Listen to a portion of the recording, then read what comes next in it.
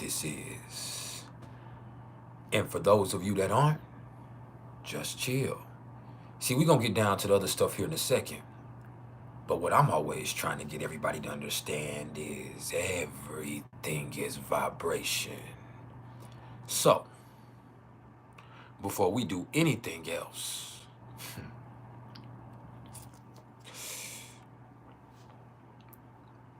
just vibe.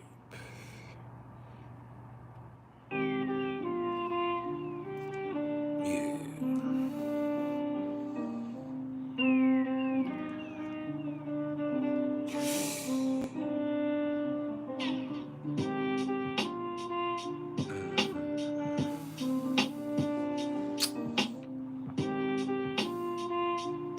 A little something different, but chill. This is that Taurus, Sun, Aquarius, Moon vibe. Just let it seep in.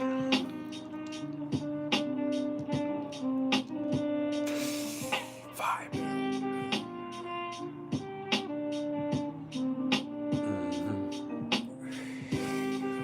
Make sure you hit the like button as you come in the door. And in doing so, understand this is not about ego. No, no, no. This is about algorithm. This just helps us expand the platform. That way, if you're not trying to hear what we're trying to say, at least we can get out to the next motherfucker who is. Vibe.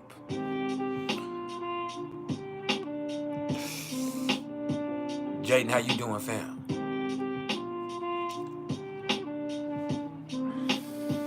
We're going to take just a few minutes to let a few more people trickle in, and then we're going to get down to the nitty gritty. Now today, that means I'm going to touch on the transits as usual. I might even take a little time to elaborate on the aspects that might be affecting you. But then we're going to get into the priceless top 10 most misunderstood placements in astrology. So, just cool your jets.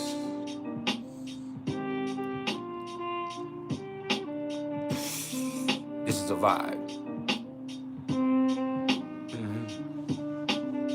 I'm finna take you to the motherfucking cosmos. I'm finna give you an energetic forecast.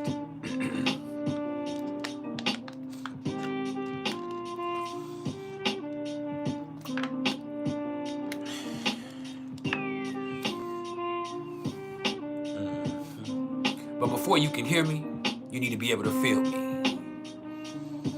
So let that vibe hit you.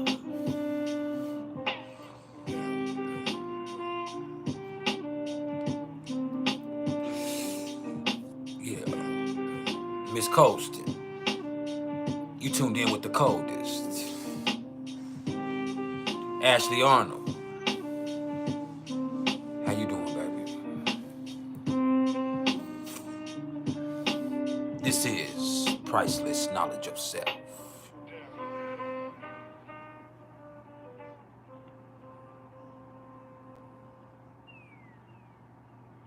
And if you haven't smiled yet today, now would be the perfect time to do so. I'm talking right now. And if you can't find a smile for yourself, please allow me to be the smile on your face. Because at the end of the day, all I am is the smile on your face. All I am is the motherfucking vibe. Does everyone need an audition to get with you? You ain't gotta go through all that. Nah. Then I choose you. So, yeah.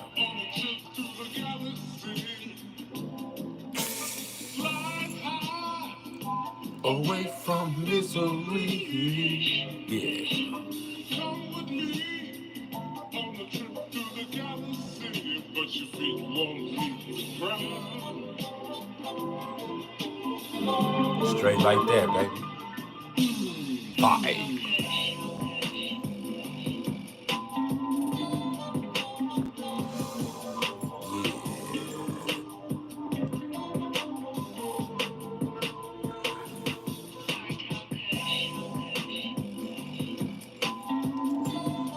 Just let it hit you.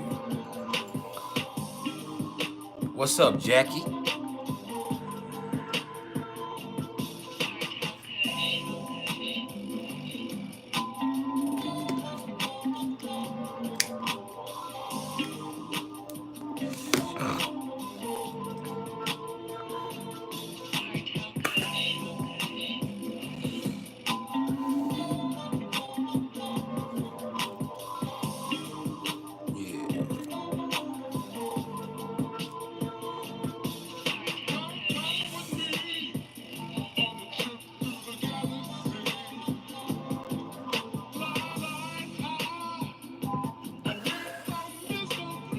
That's my theme song.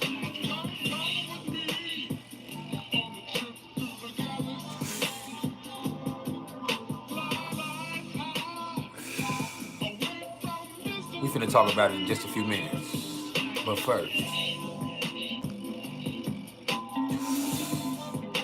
we gotta get the vibe right, baby.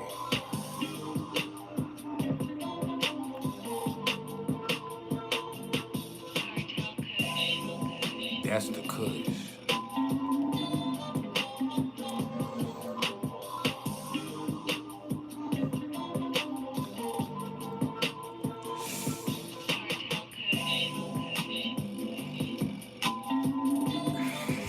It's Top 10 Tuesday.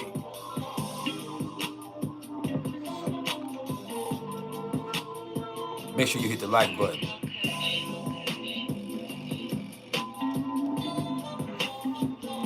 I know. It look good, don't it?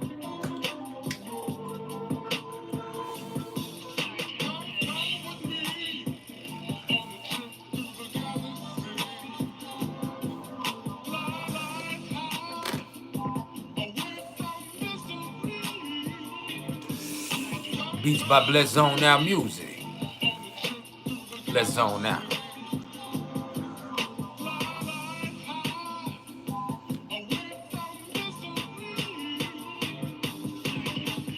Like I said, we gonna just vibe for a second, then we gonna get into the transits. And then after that, we gonna get into the PrIcElEs top 10 most misunderstood placements in astrology. And we had to keep it general today. It's not too complicated. Because there could really be hundreds of misunderstood placements depending on who the interpreter is. But I understand it all. I'm talking all of it.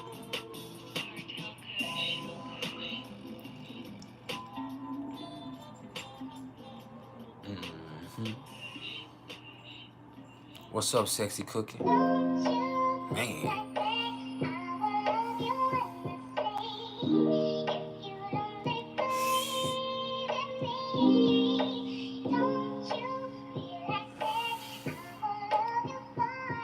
Vibe.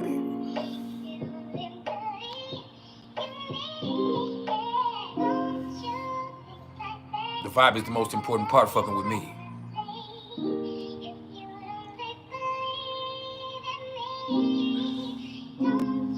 JD, or is it JG? JG, you say that like that's an insult. We don't give a damn about sexuality. We care about spirituality. We don't give a fuck what you do behind closed doors. You hear me? Find you some business, baby.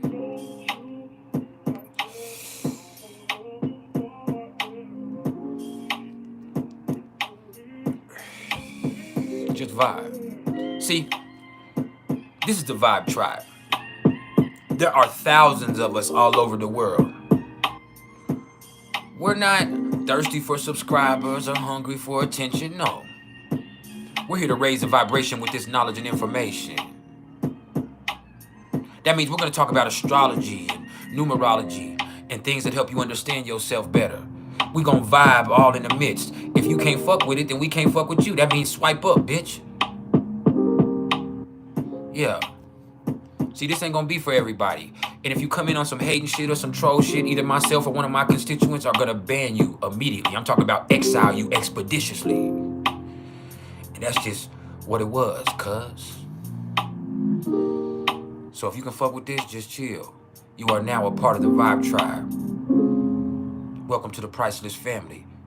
If you got hate in your heart, you immediately expose yourself. Now vibe.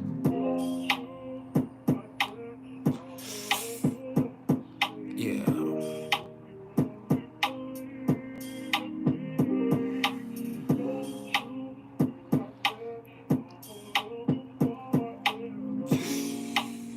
That's what it was, man. In just a few minutes, I'm going to give you an energetic forecast. That means I'm going to tell you about what's going on astrologically. We're going to talk about where everything is placed right now. We're going to talk about the energy and how it might affect you. And then after that, I'm going to get into the priceless top 10 most misunderstood placements in astrology. So if you ain't into that, swipe up.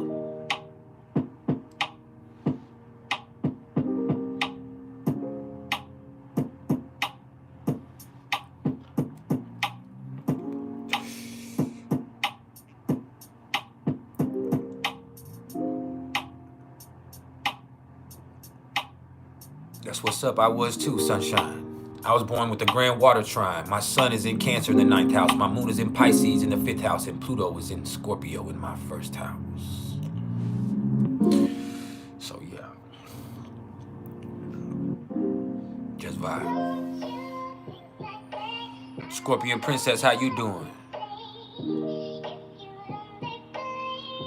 Yeah, that's a grand trine. Trine is an aspect in astrology. A trine is when they're all, well, really it's what we would call a 120-degree aspect. But if we're not talking about proximity, then you're going to look at the signs. So that means the earth signs are trine to the other earth signs. The water signs are trine to the other water signs. The fire signs are trine to the other fire signs. And the air signs are trine to the other air signs. You hear me? So when you have a grand trine, that means you have 3 of your major placements sitting in 3 different signs, but trine to each other. Like I said, my sun is at 4 degrees of Scorpio. No, my sun is at 4 degrees of Cancer, pardon me. My sun is at 4 degrees of Cancer in my 9th house. So my Pluto is at 4 degrees of Scorpio in my 1st house. And my moon is at 8 degrees of Pisces in my 5th house. So when you look at that, that's not only a water trine by the signs, but it's a fire signs by the houses, because the 1st house is really considered a house that's more active or fire oriented, as is the 5th house, as is the 9th house.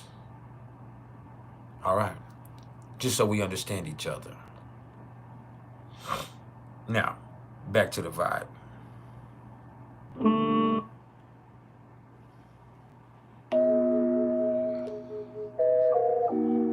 What's up, Sharon Crawford? That's what's up, fam. We gonna vibe for 4 more minutes, and then I'm gonna get down to the nitty gritty.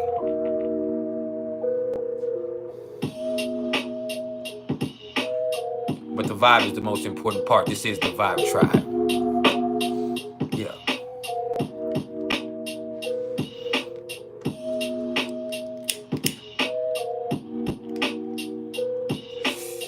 Welcome to the mind of a Pisces moon.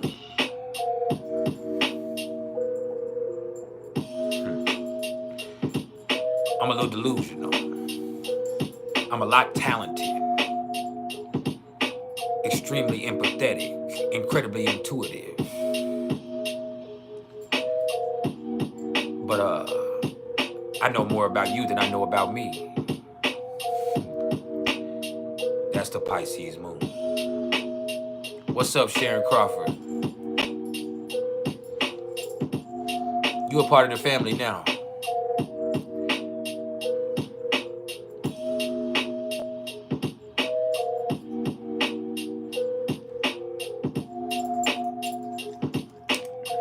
It's possible. Just let it seep in.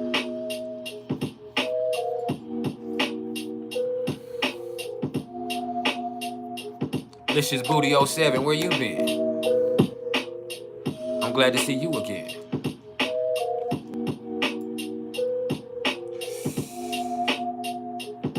What's up, Dajana Sturgis? How are you?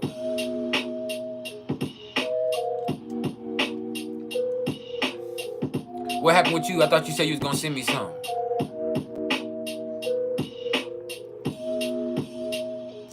What's up, Denny Productions? Is that true?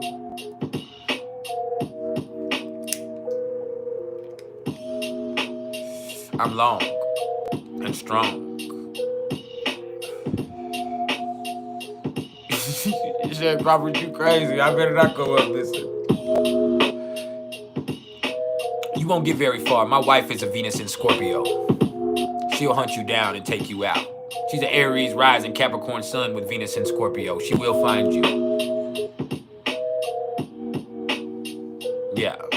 She done found me a lot of times.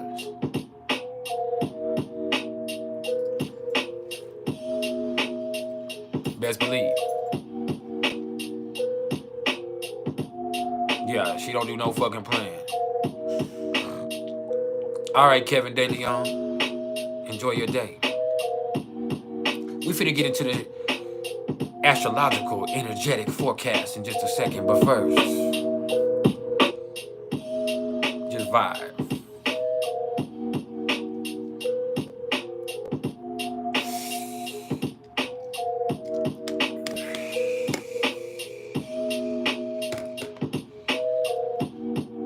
If I end up in a basement, you end up in a box.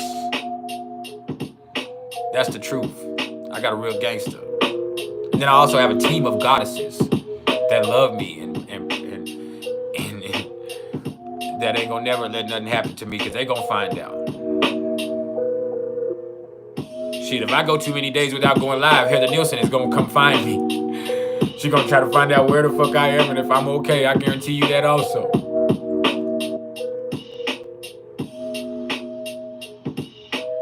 I got spiritual sisters. I got a mama and a grandmother. And their spirits protect me. Yeah. I'm protected from another plane.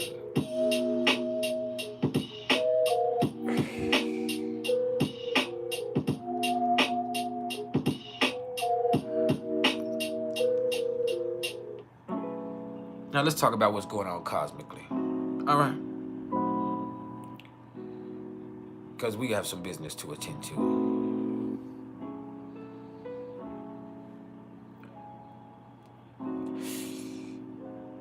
Now, let's try to interpret this a little differently than we normally do today, since the moon is in Aquarius. What the fuck? Hell no.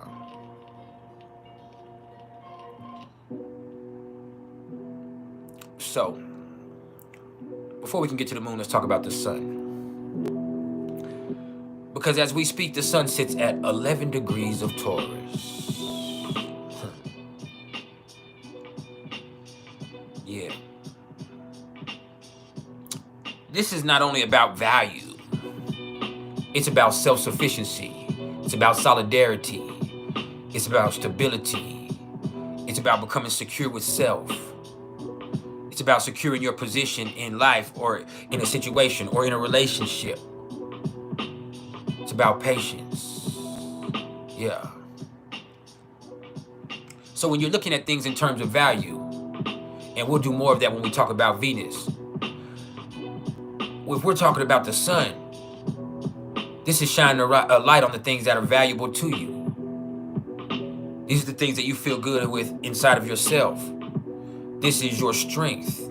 This is your inner sense of security. See, you don't have to look for that externally.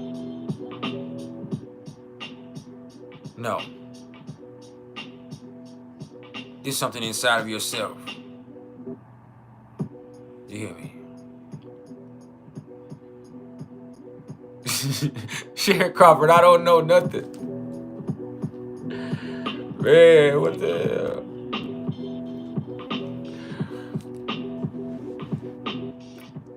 But yeah, man, with the sun in Taurus, it's just shining a light on self-sufficiency. It's shining a light on stubbornness. It's shining a light on solidarity, security.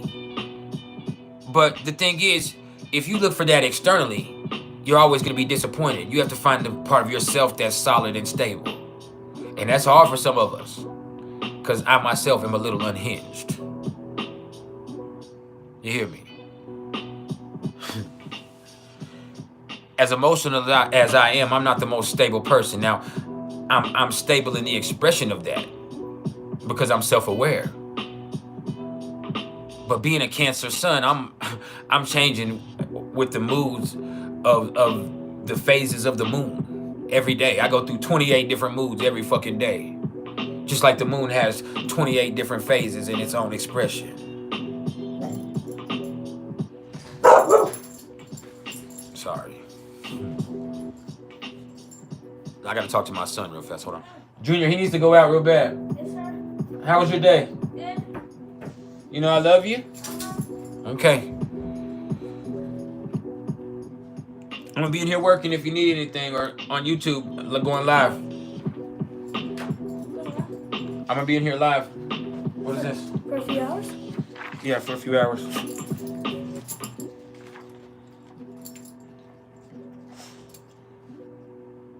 Okay. Thank you. Yeah, I have a dog in here.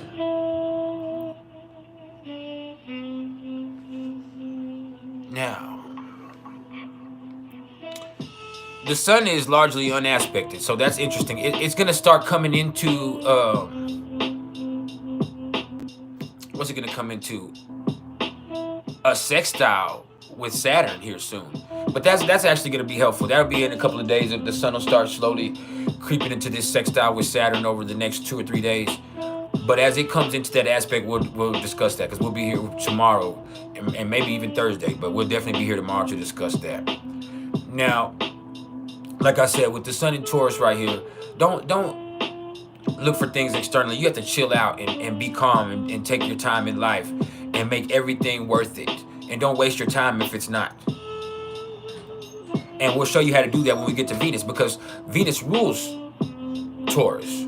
So when you want to see what's going on with Taurus energy, you're always going to want to look to Venus in a way also, astrologically, and see what Venus is doing. Because that also sets a certain tone for the energy that we're in. So with the sun here, the sun is in its way kind of setting the mood or setting the tone, whereas the moon is the mood. You hear me?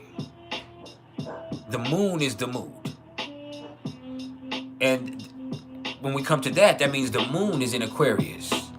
The moon is actually sitting at 3 degrees of Aquarius right now. And that's interesting in its own right, because with the moon in Aquarius, you have these feelings, but it's like you can't quite put your finger on them. They're just outside of your reach. And you're not really tuned into that channel that your emotions are on. So you have feelings that feel foreign to you, even though they're there. And you're kind of detached from how you feel. It's very weird. In certain ways, it's awkward. Now, the moon is square to Venus, sextile to Mars, and conjunct to Pluto. So when you see the moon square to Venus, and this being a fixed square between Aquarius and Taurus over the next few hours, and this is just for maybe the next 4 hours, 5 hours at the most. But with this aspect right here, you do kind of feel yourself feeling funny. It's hard to get comfortable. There's some inner isometric that's just keeping you from getting comfortable, and you can't really put your finger on it. You try to do the stuff that you normally do, but that shit just it's just not quite there. And so as this energy progresses later on this evening, or really I would say this is really more than 3 or 4 hours. No. Yeah, about 6 hours. So as we progress into the rest of the evening here. You see, what's up, Deuce? But as this kind of progresses and as it keeps developing, which we're already in a separation, but it's still in a major aspect. They're still within 1 degree of each other. And so with this right here, you're just seeing that it's just hard to get comfortable doing the same old shit. And you can't really put a finger on what's going on with you, but you know there's something there. And so you just have to be patient and try your best to work it out in whatever way is possible for you.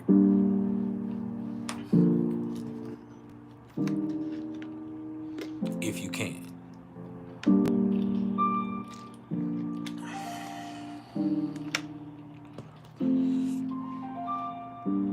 Yeah.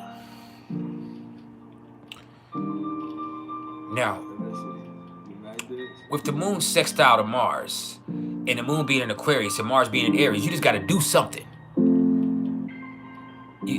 It's not a energy where you can just do nothing. Like Venus is in Taurus, so it wants you to chill out and wait, and that's kind of like, or do the same shit you've always done. But the fact that this is sextile with Mars is kind of forcing the action, and you have the bravery to do so. It's just kind of like, hey, you know what? We're gonna have to make a move, bro. We got to make a motherfucking move.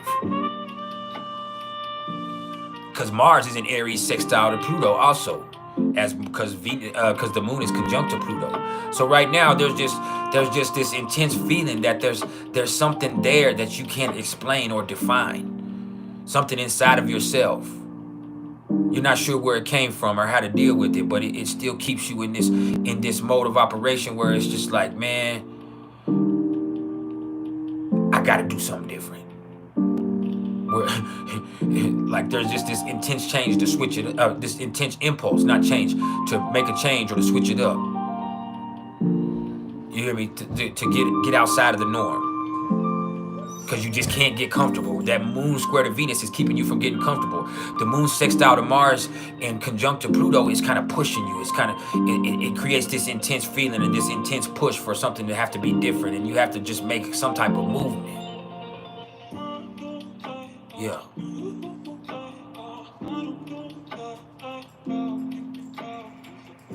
Just vibe.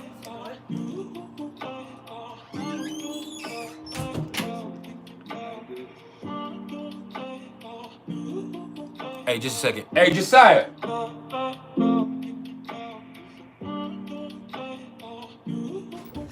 Did you take him to poop?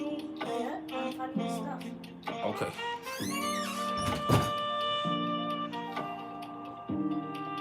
Yeah, it's kind of like that itch you can't scratch right now. But I mean, you have to try. You have to try. But I would also say it's also like, have you ever heard that old story about the princess and the pea? So, for those of y'all that aren't familiar with the story, there's this princess and she's looking for her husband, but she's not really sure what exactly it is that she wants. And so she talks to a witch, or she talks to her grandmother, one of the two, it varies in the stories. And she said, put this pea, there's gonna be suitors that come, and put this pea in each one of their saddles. And the one that can't get comfortable, the one that it bothers them so much that they come back, then that's the one that you marry. Or the mattresses, however you want to do it. I read it in the Texas style. But that's the one that just can't get comfortable. But this is what it is. It's like right now, there is this certain comfort zone with Venus and Taurus.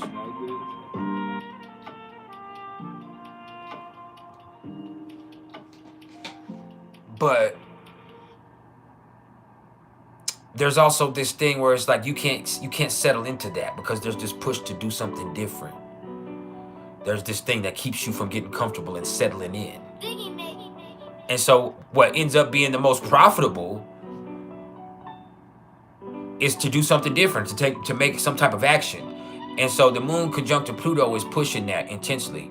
While the moon sextile to Mars in Aries is kind of guaranteed that there is some type of active expression in this. You get what I'm saying? So there's going to be a lot of people that get the urge to switch it up in some way. And so I would say, do it, follow it. And even if it seems like it's destructive or non-productive at first, I would then try something else. This is an active energy. Be spontaneous, because if you let yourself get too comfortable, then you're gonna miss out on opportunities, or at the very least, you're gonna feel like that there's something that's missing from it. And so with this, you gotta do something. Do something. Chica A, if you have an Aquarius rising at 2 degrees, then that's Pluto. The moon and Pluto are both conjunct to your rising today. The moon is at 3 degrees of Aquarius. Pluto is sitting stationed at 2 degrees of Aquarius. That means Pluto's going to stay out 2 degrees of Aquarius for like 2 months. So you have some intense stuff that's kind of getting you to change, especially something about your appearance or the way you carry yourself or the way that you present yourself to the world. And with Mars on your Aries moon, that's very interesting because Mars is also there, you know, making you have the impulse to and pushing you to do something, to take an action. That's Aries. It's impulsive action. And it could be a spontaneous expression in its own right. So that's very interesting that you have that going on. You're being wildly affected by this energy that's hitting us right now. You're getting hit from several different directions.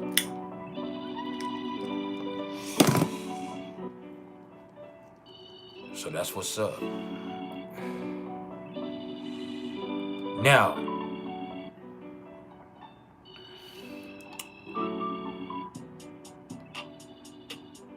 let's talk about Mercury. Because Mercury is now moving at 17 degrees of Aries. And it's going to stay in this post-retrograde shadow phase for maybe like another week almost. Not really a whole week, but like 5 to 6 more days. So almost a week. And then it'll really start moving again.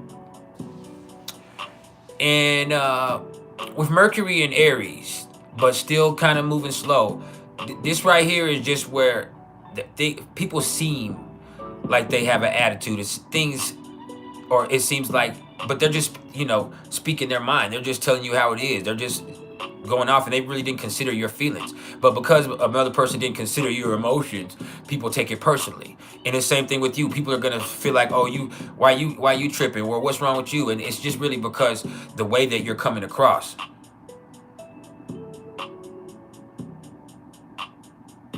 You hear me? It's the way that you're coming across. And there's really not a way to help it right now. Now, this is also where when you rush things, because Mercury's conjunct to Chiron, this is also where you rush things or you act impulsively, where you might make some mistakes or you might see some conflicts. But those conflicts just allow you awareness for things that you need to work on and things that need to be addressed in your life, whether it be with self or with what you allow or how far you've come. That's just giving you the perfect perspective. See, that's what is going on with this, because as Mercury still comes into this conjunction with Chiron over the next really 10 days is as this will go down, then you just see Mercury just kind of goes through this evolution of awareness. But certain times there has to be inflammation and conflict for there to be an awareness.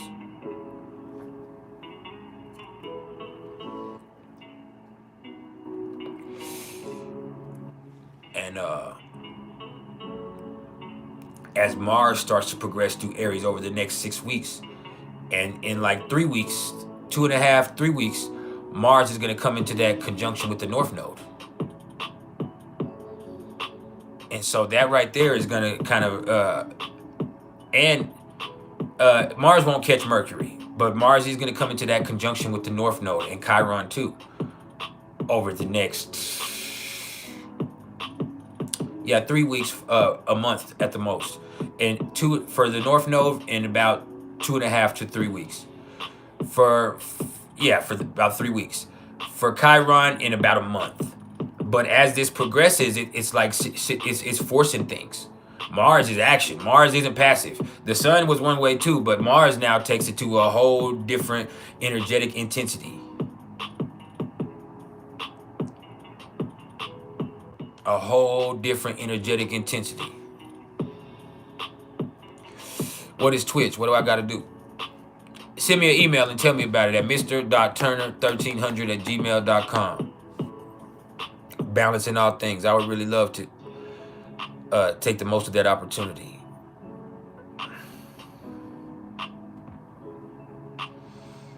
You hear me?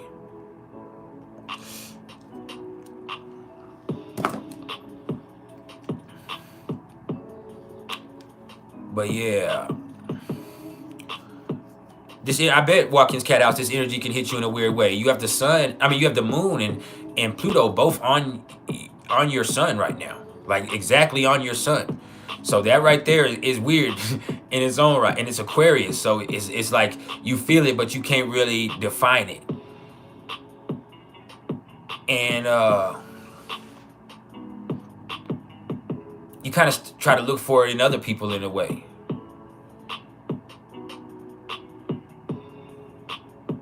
So that's kind of how that goes. Make sure y'all hit the like button for me. We just getting started. I appreciate you, Chica. Y'all can always hit the super sticker, the super thanks, the super chat. But also understand YouTube is going to take 40% of all of that. So hit that Cash App too. That's pinned right there. Now,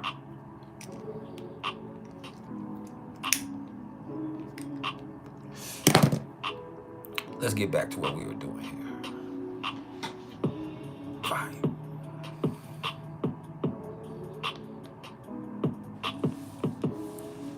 I would just say everybody's not acting mad. Everybody's just kind of aggressive right now.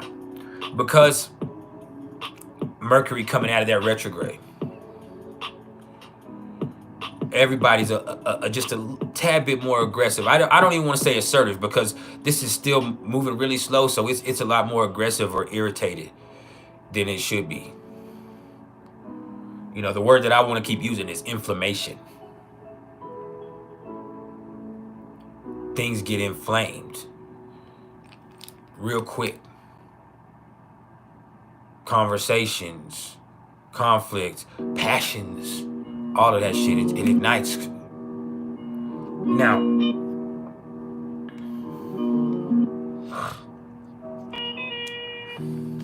keep vibing with us.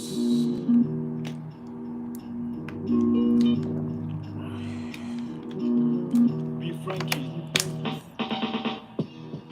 Now, that brings us to Venus. See, Venus is at 1 degree of Taurus. Now, as I said earlier, Venus rules Taurus. So what happens with Venus in Taurus is really a sensual energy. It's about indulgence. But you have to make sure whatever you're indulging in is worth indulging in. And even beyond that, that means with Venus and Taurus, what people have a tendency to do to place value on things. And sometimes I'm talking about actual monetary value. Other times I'm talking about energetic significance. You can see both. You see people who attach actual monetary value to certain people in certain situations. And then you have some people who say, hey man, this is not worth even putting the energy into. But you do see things take on a specific value. And you start to assess things in terms of value. And that helps when making money, but that can be a problem in certain relational or interpersonal aspects. You hear me? Now, Venus does rule Taurus, so there is a certain amount of taste that comes with this. There is a certain amount of sensual indulgence. So people are going to want to eat a lot with Venus and Taurus. People are going to want to indulge more, smoke more, drink more. You just see that it's a time of indulgence. And with Jupiter also there, that adds to it infinitely. But over the next month, it's going to be an incredibly indulgent time for a lot of people. You might see yourself gaining a little bit of weight. You might see yourself, you know, enjoying things a little bit too much. You might be sitting there too long. There's even things where you might feel a little bit more sensual or even sexual in a certain way than normally. So that's how you get that. Now, also understand, with Venus square to Pluto, and the moon also involved in this, but with Venus square to Pluto, this is where there are certain issues because, once again, Venus square to Pluto is very powerfully indulgent, but there's also this thing where you can get too much and you can become obsessed, and it's out of character for you.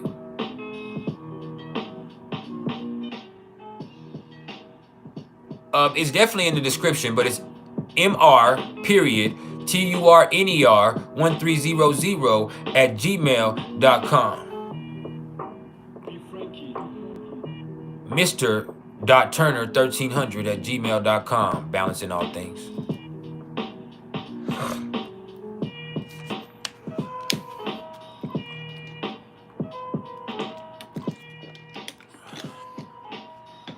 But yeah, with Venus square to Pluto, you do have to be careful because you could get uncharacteristically obsessed with something for a minute.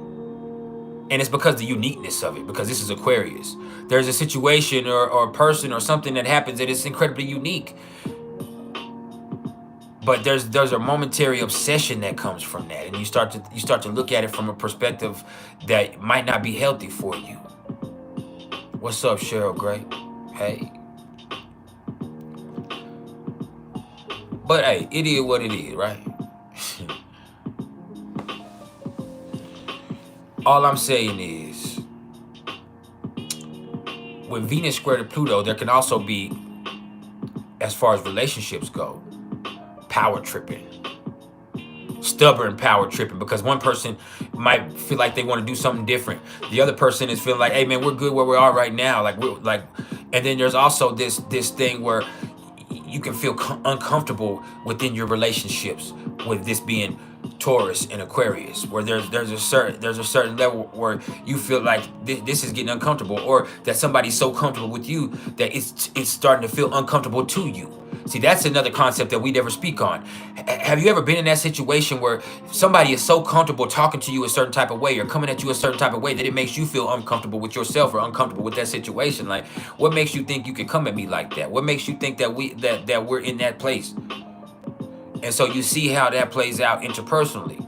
Now, business-wise, you can't get stuck in any set of way of doing things. This tells you, hey, you got to be willing to try something different. If you're willing to try something different, which brings you out of your comfort zone, then you could come up. But it's not going to be an easy process because you're used to what profits for you.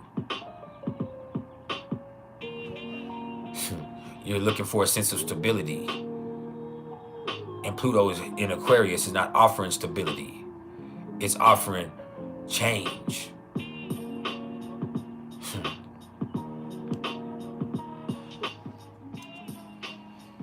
Just like that. But there is a love of material things and sensual pleasures with Venus and Taurus. That becomes more pronounced. The senses become emblazoned. The things that you value look better. The things that you enjoy taste better. They smell better. Sex feels just a little bit better. Yeah. The shit you vibing to, it sounds real good. It's like earlier when I heard Kendrick Lamar's diss to Drake that just came out. I just wasn't impressed because I wasn't impressed with the music or the class or the taste. And I'm not a big fan of Drake. When I looked at it, when I heard both of them, I wasn't impressed with Drake's. I wasn't impressed with Kendrick Lamar's. I think it was all petty and stupid. I think it was low class trash. And I think that it sounded like shit. I was listening for quality and I didn't get that. You hear me? That's what's crazy. Like, I started to look at things and I was like, man, that shit wasn't worth it. He should have kept that shit. The first thing I did was attach value to it. And it's not because Kendrick didn't spit some amazing bars on there. It's because the music wasn't good. And because the quality wasn't great. When I was talking about Drake's little diss, the push-ups shit, I'm not with all the beef shit anyway, but the fact of the matter is the recording sounded cheap on it. It doesn't sound like something that one of the biggest stars in the world would record. It sounded rushed. It sounded trash. And so listening to that, it just like, I immediately thought the quality wasn't there. And so all of that shit kind of parlays me into thinking about this is how Venus and Taurus plays out. And then with this square to Pluto, it's like people ain't impressed. They want something different. Yeah. Now Venus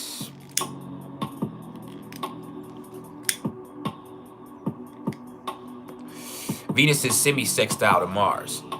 And I don't usually speak on semi-sextiles, but I want you to understand a semi-sextile, which is a 30-degree aspect, that is what I would call a triggering point. It's not as choice driven as the sextile. What this is, it's like this is like, okay, this is where you start making something happen. And so looking at the 30-degree aspect or the semi-sextile, and this being Taurus and Aries, that desire that triggers action.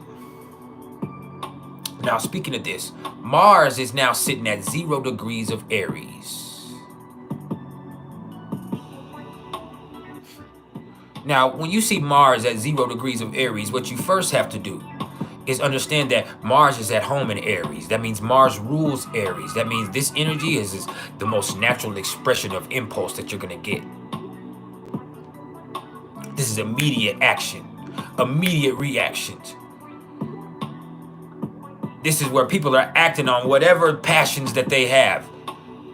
And that can be dangerous. It can be productive, but it can also be dangerous. Now, Yolanda Davis, let me explain. Priceless Knowledge of Self is the name of the channel that you're watching. This is the movement that you are now a part of.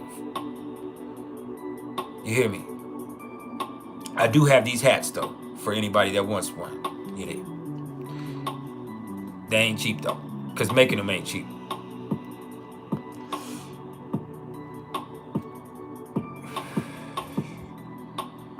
Now, back to where we were. With Mars at 0 degrees of Aries, this is an incredibly impulsive energy. Don't get it twisted. And with Mars sextile conjunct to Neptune and sextile to Pluto, that's where you see shit really get interesting. See, Mars at 0 degrees of Aries can also be a pure form of aggression or assertion. This is action personified. This is passion personified. This is also where you see people willing to do things by force. This is going to be an aggressive time over the next 6 weeks. I don't want to lie to you. There are going to be situations that get instigated. Problems that get instigated. But this is not a bad thing. It's only bad if you fear confrontation. Confrontation doesn't always mean conflict. Sometimes you have to confront things to avoid a conflict. See, I learned that when I was in prison, and we've talked about this before, but when I spent all that time in prison, I learned that a lot of things have to be confronted. Like, and me being a Cancer sun, it's really hard for me to confront everything because I keep a lot of stuff in. I'm very emotional and sensitive in my way, but I try to protect that. And so when you're in a prison atmosphere, you have to be very protective of your emotions. But when people start to see that things bother you, it gives people the power over you. And so even beyond that, when you start to harbor feelings towards people that aren't healthy, that ends up being a dangerous thing in a situation like that. You really start to feel some type of way about somebody. And once you start to harbor up that resentment and you start to carry a grudge with you, that can be something that eats at you and be something that also becomes a danger to yourself or other people in the situation. Because you never know when that well gets too deep. Or when it overflows, pardon me. And so, in there, you learn that you have to confront things. You can't harbor resentment. If you got a problem, you got to address it. And that doesn't mean it has to be a fight all the time. If it is, though, you just got to deal with it. It just means that you ain't finna be walking around here feeling some type of way. If you feel some type of way, you need to address that immediately. And it's kind of forced. The situation in there forces you to do so. It's like, hey, man. If you raise your voice with each other, you got to fight. If not, don't raise your voice at each other. If you got a problem with somebody and people know it and you're showing it and you can't walk around there with no fucking attitude. If people gonna say, hey man, well, you got a problem with him? Or if that person, if not, they're gonna address it, and you should. And it doesn't mean that you have to get into a fight because you're adults. You can speak. And other times you can be diplomatic, but in certain cases it just needs to be addressed. And through that, it cuts out the bullshit. Now, I also want you to understand that as Mars goes through this journey in Aries. And right now, while it's conjunct to Neptune and sextile to Pluto, people feel some type of way intensely, and people are going to be acting and doing things that might seem out of their character. And it can seem like it came out of nowhere, and they themselves don't even know how to explain it. But it's the action that's creating clarity. It's not the thoughts or the feelings in between there. It's the action with this being sextile to Pluto and conjunct to Neptune that creates the clarity. It's you doing something. So think about it like that.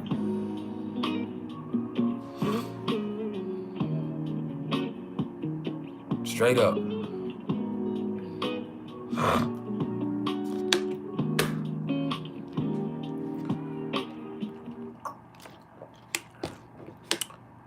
And so, be careful, because you could see yourself out of character,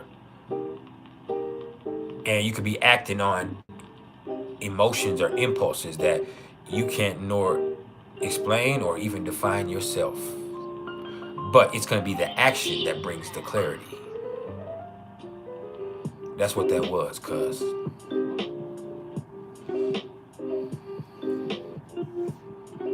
That's kind of how it goes. Yeah, we're going to address these a little different today, because I get tired of saying the same old shit over and over and over. What's up, Marion? That's such a blessing. I'm glad that you were blessed with such a miracle. Now, that's love. That's love from above or below or inside of yourself. Now you know. Now, y'all crazy. With Mars sextile to Pluto, understand though, that's good. That's that intense desire to make a move, but it's also in its own way it's focused. It's channeled properly. This is Aquarius. This is Aries. Like that Pluto in Aquarius with this sextile with Mars in Aries, it really is giving it an appropriate channel for you to do with that energy. And that's what you need. You have a lot of energy. You have this impulse, and Pluto is giving you the appropriate channel for an intense appropriate channel for it through saying, hey, let's change some shit. Let's switch some shit up. Let's change the fucking world. Let's change your world, because that's really what matters the most, your perception of everything that you're going through. You hear me? That's what you see with that. Change your mindset. Do something differently. Switch the game up. Yeah. This is where we at with this. That's what gets beautiful in all of this expression. You got this intense channel for where you can set, where Pluto is pushing you, say, nah, let's do this. You got this energy. You're brave. You're impulsive. So let's do this. Let's do it differently. Let's change some shit. Let's attack the system. Let's rebel. Yeah. This is where it gets interesting. As JR would say back in the day on wrestling, he'd say, "All business is about to pick up." And that's what he means. Business is about to pick up. For real.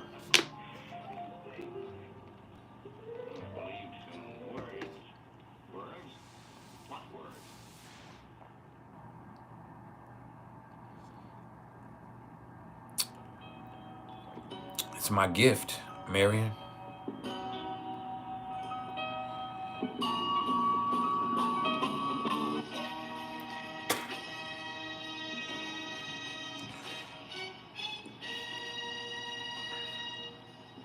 That's my gift. Now, that brings us to Jupiter.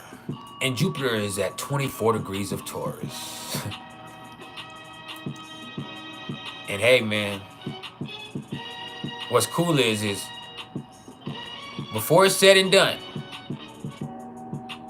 Venus is going to come into a conjunction with both Uranus and Jupiter in Taurus. It'll conjunct Uranus first, and then while it's still separating from that conjunction with Uranus, it'll start applying that conjunction with Jupiter. So, hey, when I tell you there are some chances right out here to make a lot of money, I'm not bullshitting with you. Like, this speaks specifically to the material aspect of life and even the material pleasures.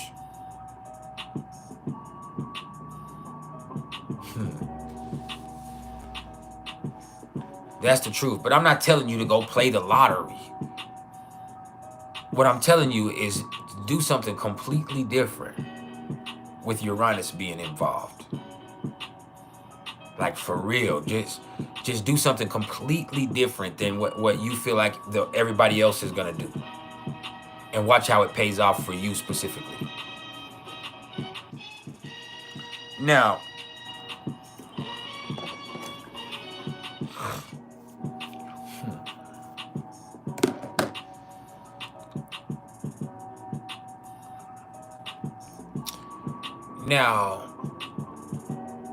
we also have to look at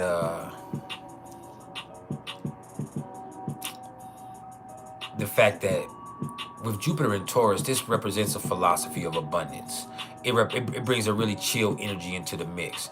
It calms everything down and puts it into perspective. It allows you to accumulate and make the most out of every moment. And so, this is where you make it worth it. This is where you understand, hey, life is a bitch. I'm talking about a big fat bitch. So you gotta make it pay what it weighs. You better make it worth it. If not, it's a waste. And that right there is a travesty. Now, when I say be patient, I don't mean stop. I didn't say quit. I mean stay steadily on the grind. Find a stable place in your mind. You hear me?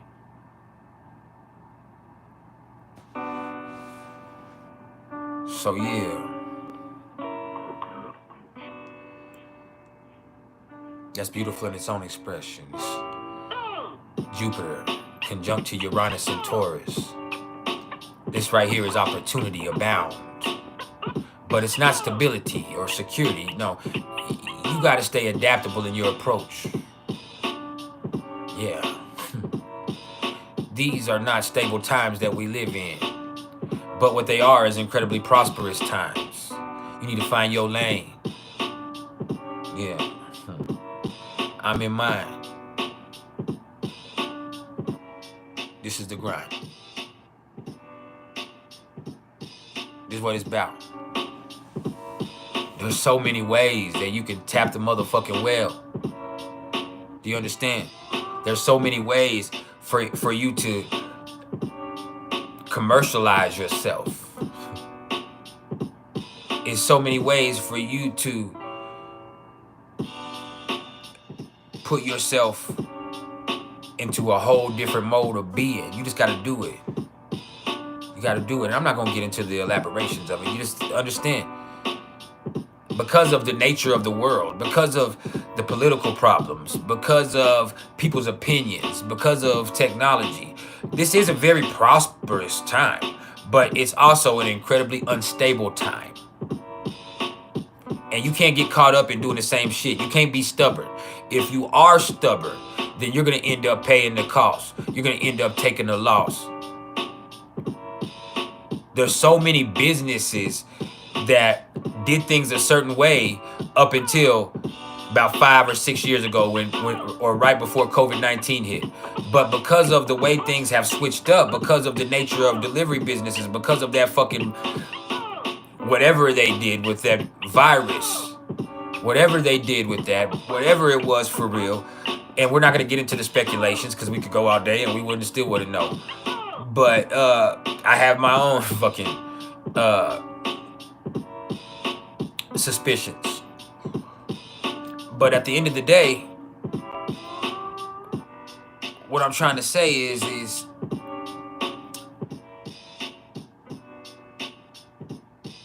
since the way things were before have changed so drastically, people have had to find different ways to approach their businesses, or approach business, or approach commerce. You hear me? That's what you have to see with that. Since the advent of COVID and whatever they did with that was the point. It changed the nature that the world works in certain ways, and it changed the nature of business drastically. And then also, as technology continues to advance, it also cuts out certain jobs and creates other ones. You hear me? And so you see the nature of all of these delivery businesses start to flourish. You see a lot of jobs actually be created for you to work from home, because doing it remote is what became popular during that time. You see all these ways that people can commercialize their personality or market themselves on social media. Like, you don't just have to teach astrology. You don't just have to do dances on TikTok. You can cook. You can motherfucking do yoga with your pants all up in your coochie. You can fish. You can sit there and lie. You can react to other people's shit. You can steal other people's... Like, there's so many ways that you can do that just on social media. Then when you go outside of social media, there's all these other arenas that are available for you. It's just there for you. And there's things, but there's also certain business principles that are changing. When you go to a lot of the fast food restaurants, they don't want you to have direct interactions with the employees, because a lot of the employees are just children and they're going to mess things up. What they want you to do is go to a kiosk, or they want you to order online beforehand, and they offer you rewards in order for you to do such. And it also allows them to track your data and track what people are ordering more than the restaurants can keep tabs just through inventory. And in doing that, it allows them to get a good thing at the analytics of the situation, or the logistics of the situation. You also have to understand your data, not just your personal information. When I say your data, I'm talking about the things that you're into, the things you talk about, the stuff that you search out, the stuff that you entertain on social media. Your data is just as valuable as anything else, and people sell that, and people have a certain approach to getting a hold of that, because that allows businesses to be able to create a dynamic that's based off the things that you're into. You hear me? And so you see a lot of ways that people can do things. And then you also see people's values have changed drastically. There's a lot of stuff that would have been condemned 5 or 10 years ago that is now common practice now. And you will be condemned if you make any type of judgmental gesture towards that. And that's just the way that the world works. That's how it is with this shit. And the thing is people are willing to do things for money that they would have never considered doing before. And it's not because right is wrong or wrong is right. It's because people have seen other people make money doing it. So it makes them reassess their values and say, you know what, I might do it. You know what I'm saying? You see people all the time, they'll make a joke about starting their OnlyFans, or they'll make a joke about selling feet pics. And they're just making a joke, but if it went through their mind, it's something that they've entertained. And the fact that they're speaking on that is because they heard somebody else was profiting in doing such. But here's the thing. Every market can get watered down. Every financial market can be watered down, because once people have access or people start to address and do the same thing as everybody else is doing, what that does is it creates a lane at first, but then after that, it takes the value down of the people that were doing it originally. But there's just so many ways. Like, you look at people now, it don't even have to be social media. You have people that make plates now. Like, there's so many people. It's not even just restaurants. You have people that sell plates all day long. They sell them off social media. They sell not only plates, they sell candied fruit. You know what I'm saying? With no type of health code regulations or anything. They're selling it out the trunk like dope. You even look at the criminal enterprises changing drastically.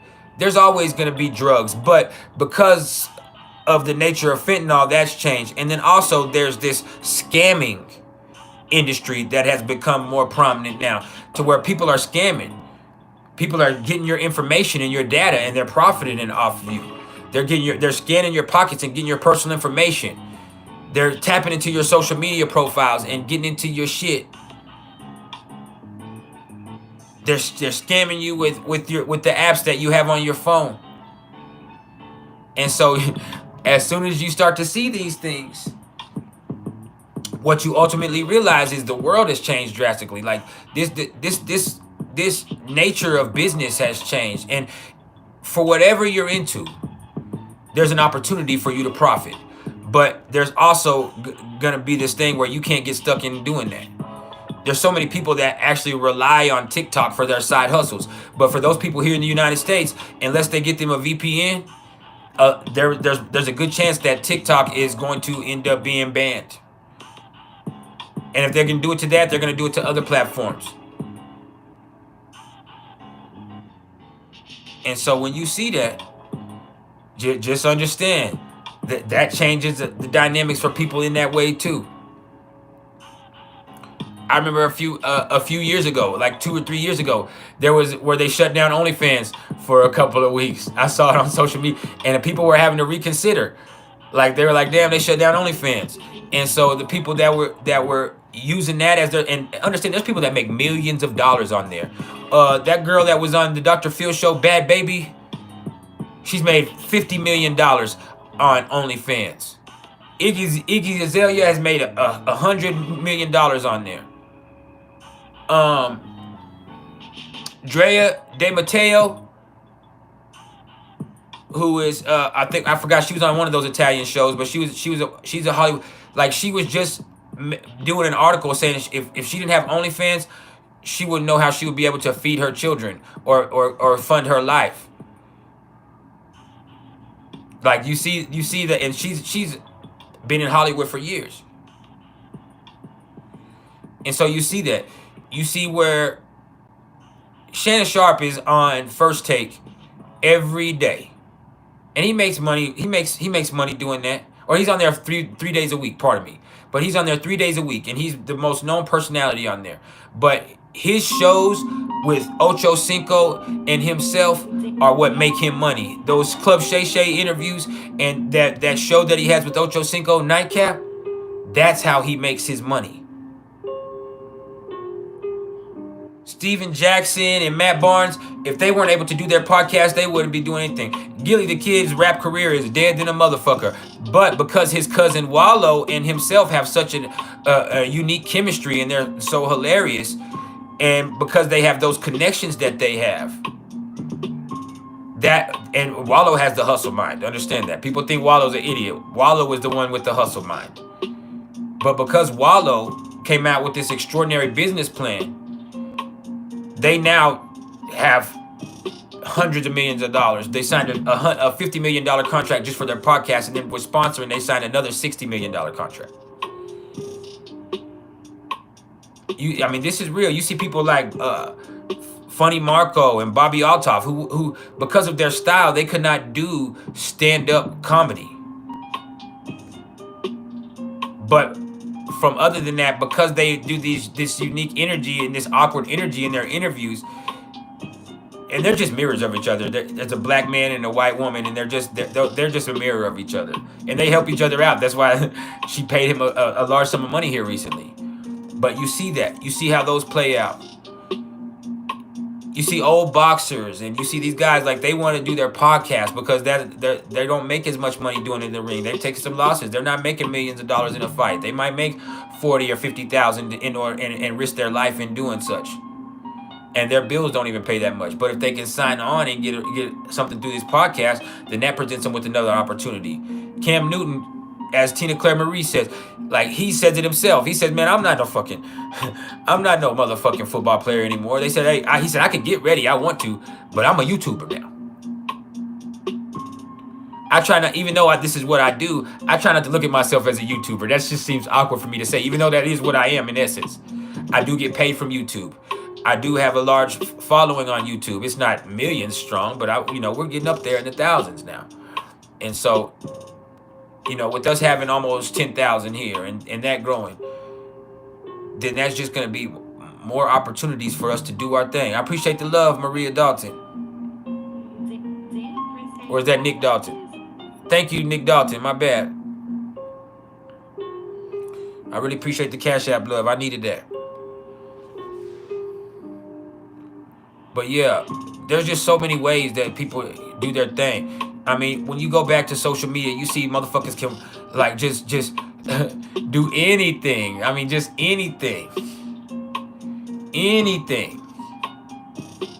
You got people chronicling their misfortunes.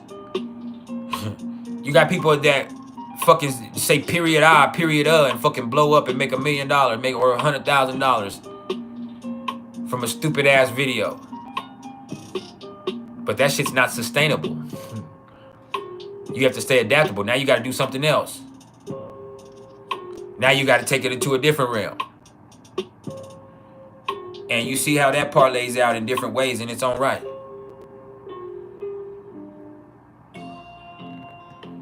It's a trip, man. The world is a trip.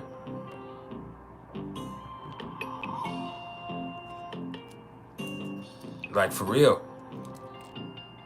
When you talk about OnlyFans, you have porn stars that make more money off OnlyFans than they do off the actual industry deals that they have. Because they've taken it into their own hands.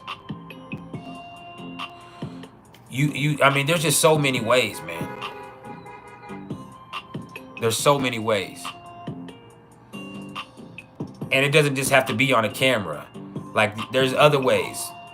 Way awesomer ways. And then you also have to understand, when Uranus was in Taurus, that's when you seen people want to start going to business for themselves. It's not just because they were able to try to get those PPP loans, but people could see that the way that it could go, and a lot of people wanted to start businesses for themselves in certain ways. You also see where businesses that are involved with metaphysics and things of a Uranian nature, like astrology and gematria and numerology and all of those things like that, where you start to see these things become prosperous or profitable. Now, there's always been astrologers, but this lane hasn't been as profitable or prosperous as it is now. And it's because it's a fad. So you have to find some type of way right here to make this sustainable. And even in that, you can't do it. You have to have some type of social media presence. That's the only way you're going to be able to make money doing astrology. Now, you can have people that have word of mouth, but you have to have some type of social media presence to where there's people that are able to realize who you are and have access to you. Every time we turn the camera on, we're going to get thousands of people watching us. It wasn't always like that. There's people that have been here since the beginning where there was only 20 or 30 of us.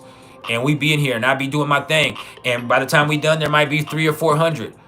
Now, when we get done, there's anywhere from 2,000 to 25,000 regularly. If we turn the camera on today, there's going to be thousands of people that see this. Period.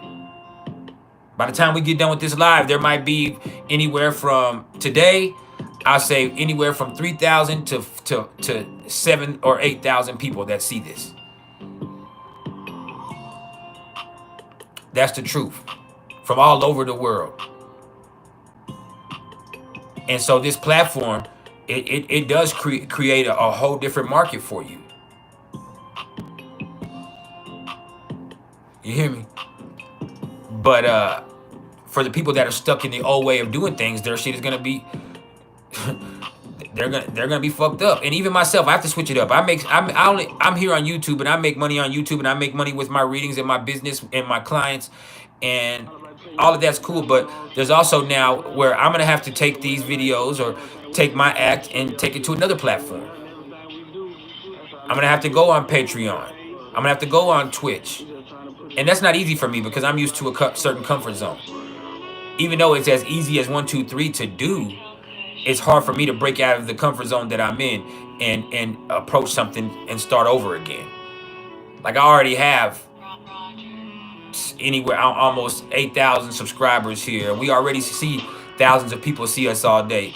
And so to start being on Twitch where there's nobody watching, or starting to do it on Patreon, where you start with 1 subscriber. That's something that's hard to do.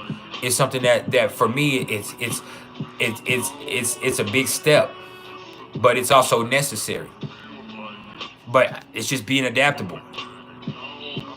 I used to just offer just natal chart readings, but as time has changed and things evolve, it's like, no, you have to be able to adapt the way that you present yourself. You have to be able to take on different aspects of this.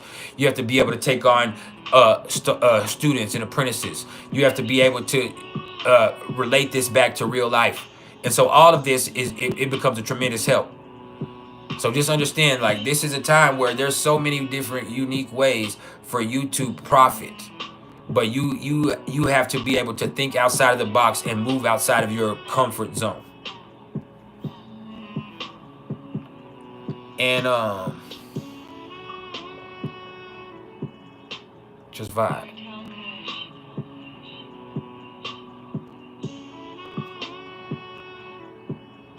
Now,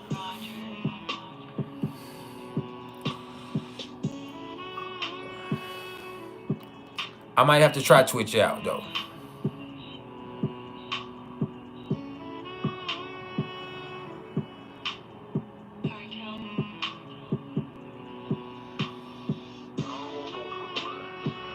That's what's up, Cheryl Gray. I'm proud that I helped influence you in any positive way. Now, Neptune is at 28 degrees of Pisces. And look, man, we're in very confusing times. We're a very confused culture as a whole. We're more connected than ever, but we're so caught up in the appearance of things. And the appearance of things is usually a projection. And even our perception of things right now is caught up in projections. And so a lot of times we lose touch of what's real and what's right. And you're not going to find that externally. You have to search for that internally. You have to learn to let your inner compass be your guide, plain and simple. That means understanding you have a main line to the divine that resides inside of you. You need to access that and let that guide you and navigate you through your life. Because if you're looking to the culture, then you're going to stay confused. Don't get tricked by these trends. Find your answers within. Plain and simple. You can't look externally for clarity because real ain't even real no more. You can't even trust what you're seeing. Plain and simple. Like, that's the truth. You can't even trust what you're seeing. So you have to learn how to trust what you're feeling, but you have to separate what's yours and what belongs to everything else and everybody else. I don't think you hear me though.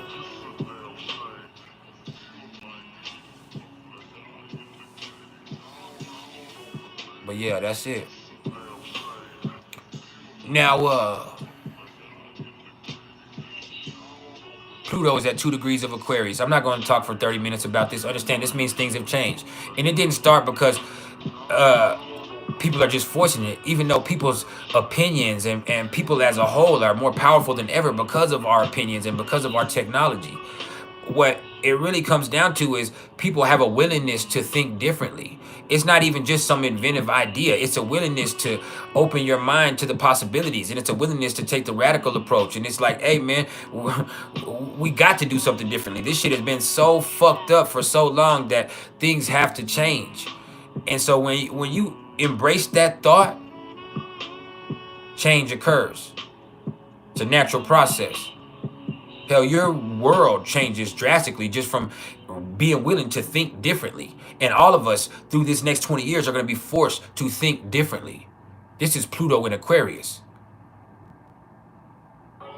For the people like myself that have Pluto in Scorpio, and Pluto square to my Pluto right now, there's certain survival mechanisms that you've been caught up in, and certain behaviors and toxicities that you've tried to utilize to keep yourself safe throughout life.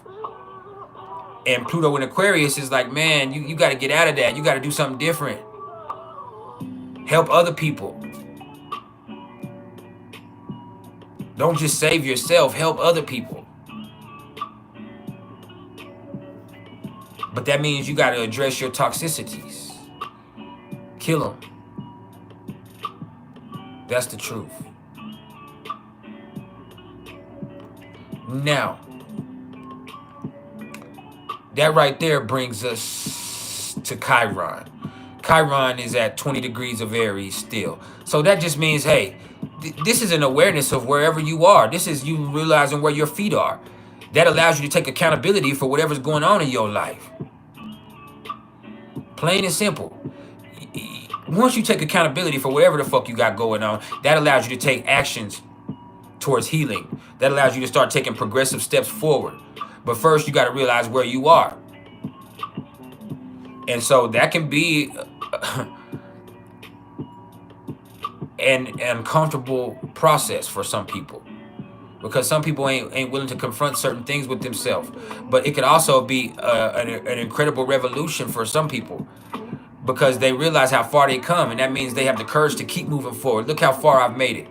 It's also, in certain instances, a revelation for some people, because they realize how much they've neglected themselves, and how much that they have compromised, and how much they've allowed. And so that shit right there, that changes everything. Absolutely everything. And so it's awareness and accountability that allows for actions that lead to healing. Yeah, it's a system. Now, I think I skipped Saturn in Pisces earlier, didn't I? So let me go back, because I did skip Saturn in Pisces, but maybe it's because I ignored it. Easy Reckless, much love to you. So with Saturn at 16 degrees of Pisces, it's like this. Whatever you got going on, you have to find a healthier way to process it. Plain and simple. There's certain shit in life you can't ignore or avoid, and when that shit comes up, it's not because it's a consequence of your bad actions. It's a consequence of your neglect. See, when you neglect certain feelings, and this has to do with feelings, this is Pisces. When you don't process them, they create all types of problems. Fear and stress create illness. I can attest to that myself. Resentment creates hate, which creates negativity. Ignorance, it creates conflict. You see these things start to happen. And when you're used to certain coping mechanisms and you get stuck on certain crutches, it's bad when that bitch gets kicked out from under you, or that coping mechanism gets taken away, or it becomes a danger in itself. See, that's what happens with substances. That's what happens with substances. You're forced to confront things right now. Addiction takes on a more serious and sinister tone, because unless you're fucking with cannabis, any motherfucking time you use could be your last time. If you're doing any type of powder, if you're doing heroin, if you're doing any type of pill, any one of them motherfuckers could not be what it's supposed to be. It could be motherfucking fentanyl, and you could be dead. There's going to be people who catch cases now. They're just trying to get high. They're just trying to get their normal fix. But all of a sudden, the laws then jam them up. And they're thinking, man, it's karma. But no, it's just, hey, man.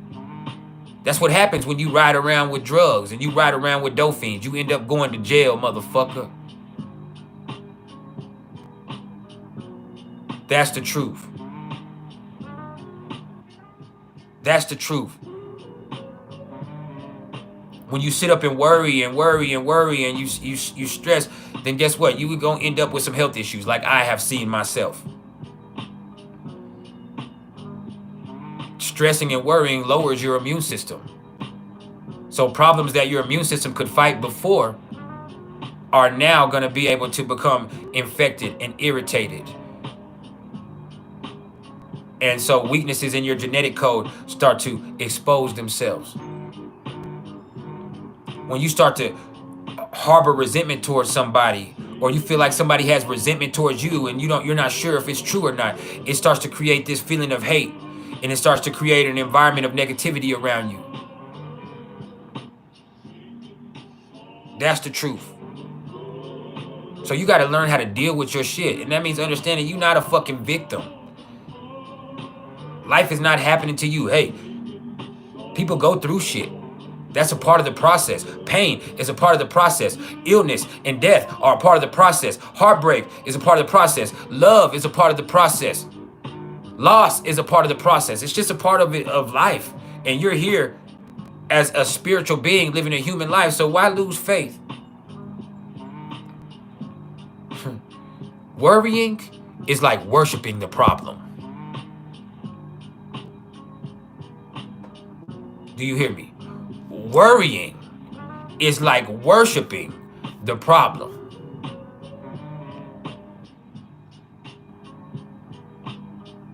That's the truth. You got to learn how to process shit. See, people get caught up in Saturn and Pisces and they forget what Pisces is. Yeah, Pisces is spiritual and mystery, but people get confused because Pisces is emotion, it's feeling, it's water. It's still feelings that are creating these issues. It's fears. It's resentments.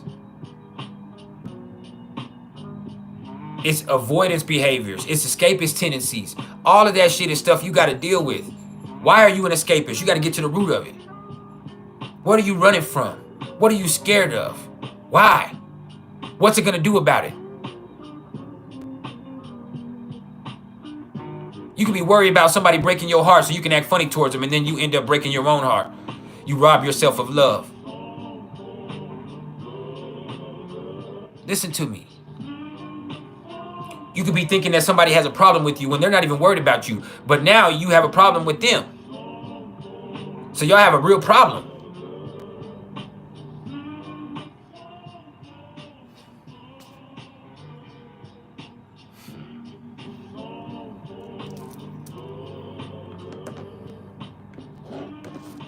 If you're sick and you're worried, that's only going to make it worse.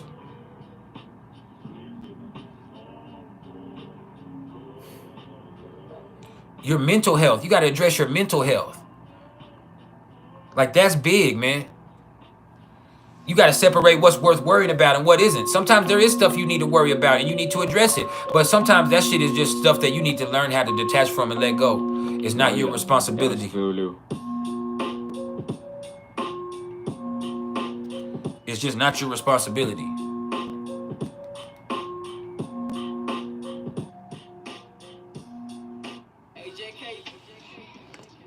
Plain and simple. You got to learn how to separate yourself from that shit. Straight like that. Now, just vibe.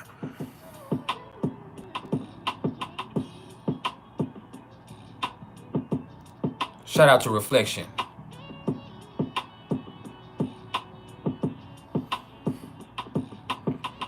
Now, let's look at the Black Moon Lilith. The Black Moon Lilith is at 23 degrees of Virgo, so it's little bitty stuff that's fucking with you. Like, for me, I wake up and I be feeling all right?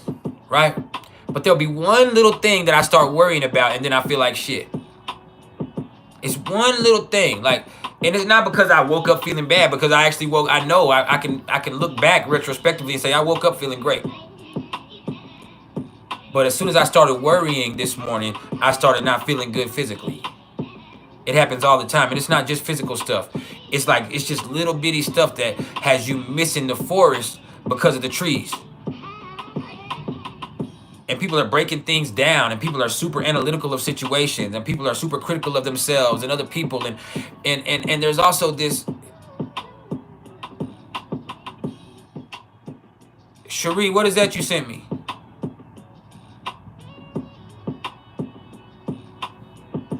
What cost $60?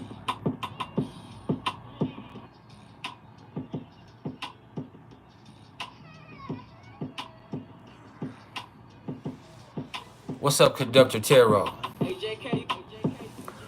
But yeah, the Black Moon Lilith, it can also have you picking other people apart. picking at them a little bit, really nitpicky. And you could also be seeing what's wrong all the time. You could be missing out on everything that's good because you're worried about one little thing being fucked up.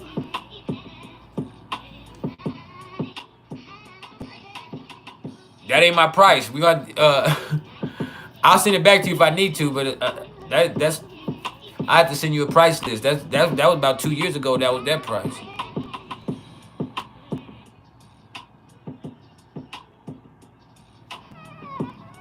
It's like 20 more bucks. Really 28 more bucks, but I would do it for 20 more for you though. Hey, JK.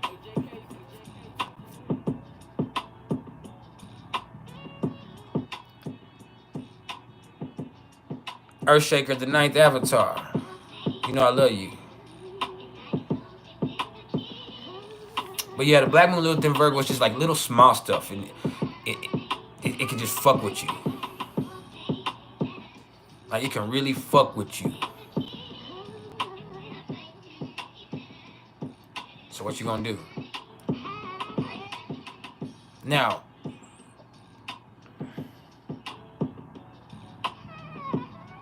yeah, that's my email, but that was my old price years ago.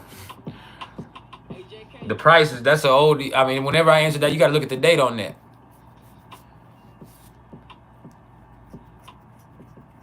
Let me see what that was. I'll tell you what. Send $17 more, and we'll leave it at that. And I got you on my list, and I mean I have to acknowledge it, but you need to send me your birth details to my email, please.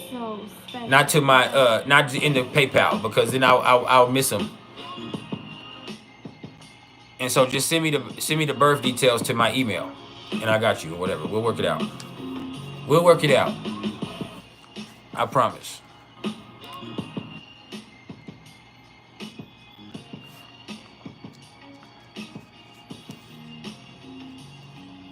Whatever needs to be done.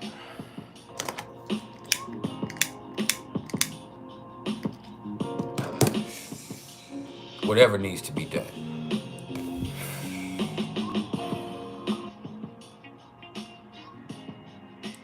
Watkins Cat House, you said your dad's a Virgo, your mom's a Virgo, Virgo rising. Does the Black Moon have anything? Yeah, it could have to do with it. People are just gonna be really critical right now, and people are gonna. It seems like they're judging you. It's a really judgy energy, and so with that, like, you also are gonna have to be cognizant of you doing it to other people.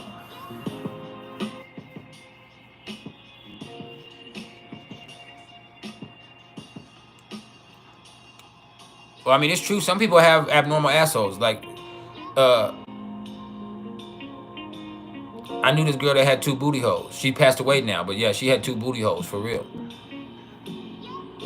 I know people go up for real. She had 2 booty. I don't know. I don't think both of them was fully functional, but so she had a deformity where she had 2 booty holes. I guess one was for business, one was for pleasure. You did.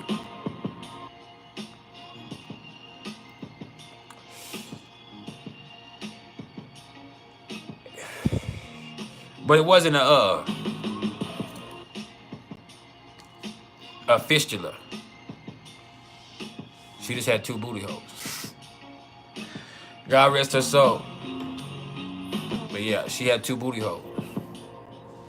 The booty holes didn't kill her though. She died from overdose. But yeah, an accidental overdose. But yeah, it can happen.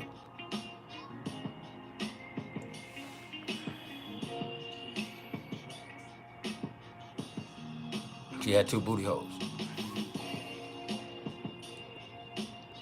So that's not an abnormal asshole. That's 2. I mean, they were both normal assholes. I don't know. Maybe one of them. I don't know. I never inspected. Thank you, Cherie. I needed that. I need the business. You know that. Yeah, she had a little extra purse back there. She had a little something back there.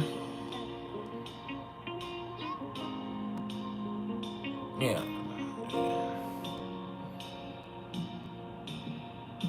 One was for eating, one was for greeting.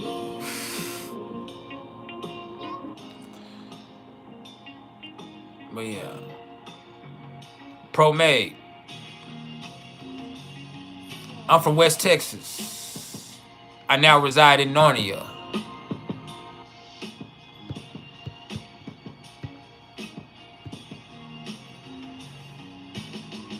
I didn't see it. I didn't see it. She had such a pretty coochie, it kept me distracted.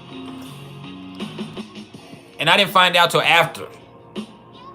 I never looked back there. Crazy as it is. We actually had it. We messed around a couple of times, but I never saw it because I never looked. I didn't find out she had. Somebody else told me, hey, you know she got 2 booty holes, right?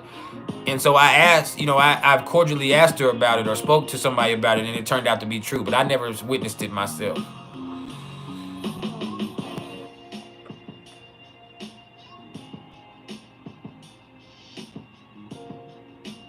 Nah, I didn't feel it. I wasn't feeling her booty hole, bro.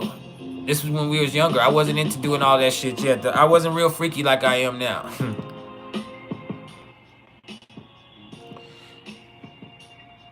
I was one-track minded. I was just trying to get some of that, you know, that yum yum, that kitty cat. So getting in that kitty cat, I was single. You know what I'm saying? That's where I was focused. It was, and we were sneaking it. We were sneaking around at her parents' house. I did it on top of a washing machine. We went from the room. We got it on top of a washing machine.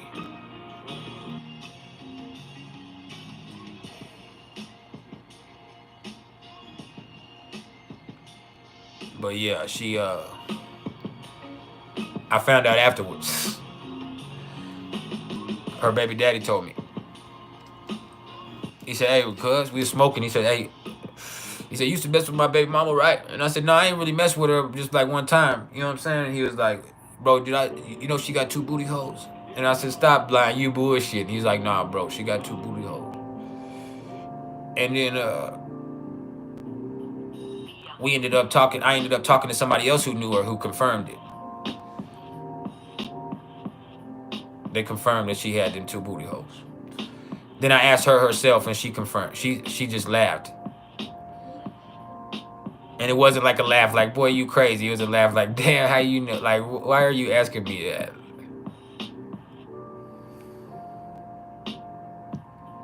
But yeah, it happened. R.I.P. to her.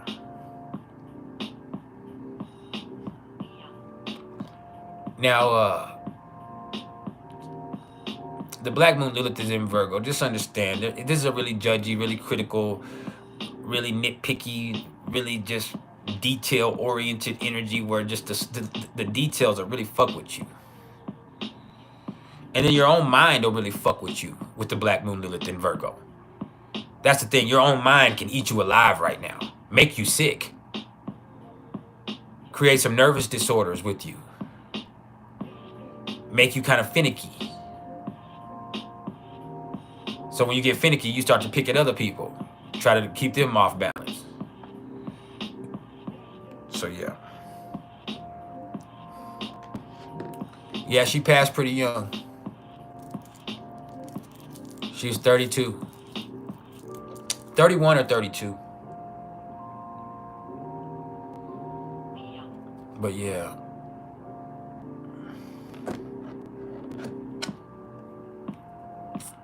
Yeah. Sad story. Fentanyl takes no prisoners. Now that brings us to the nodes. The nodes are at 15 degrees of Aries and Libra.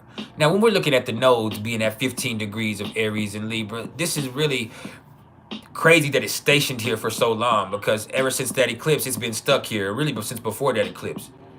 So we've really seen this sit here for like over a month, and usually the nodes move a little bit quicker than that. But it's been stuck here for a while, which they move erratically. They don't move, they'll move jerky. The nodes will stay in 1 degree for a month or two, and then it'll go 4 degrees in a month. And then it'll stay in a degree for 2 weeks, and then it'll jump 2 degrees. And so either way, it's an 18-month process for each sign with the North and the South node. So we're halfway through this Aries and Libra journey. And so with the North node in Aries, that right there is just situations forcing you to be honest in a way that you couldn't be before.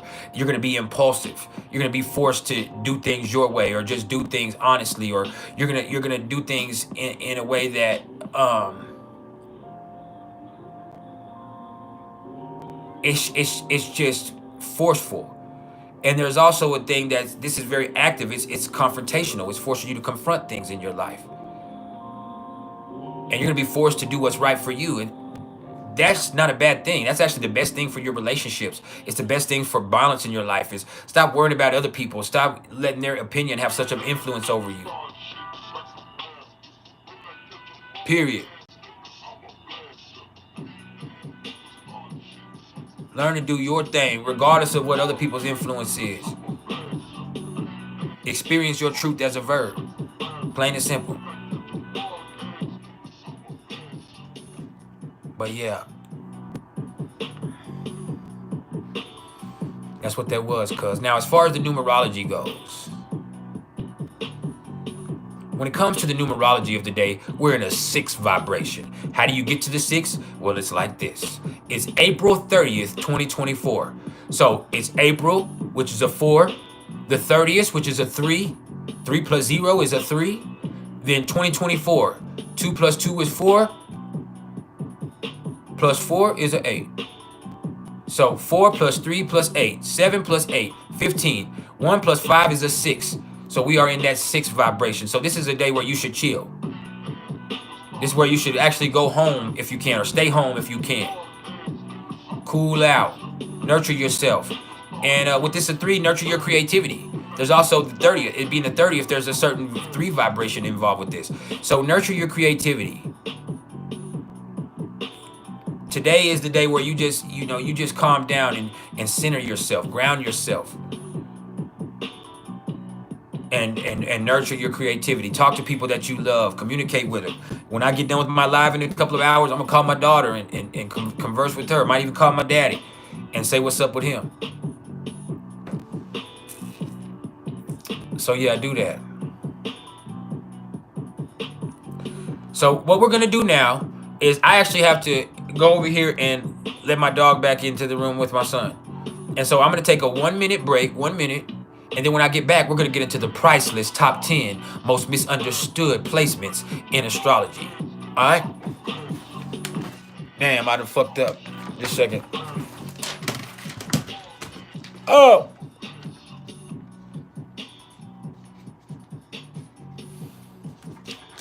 Excuse me, I knocked my light down.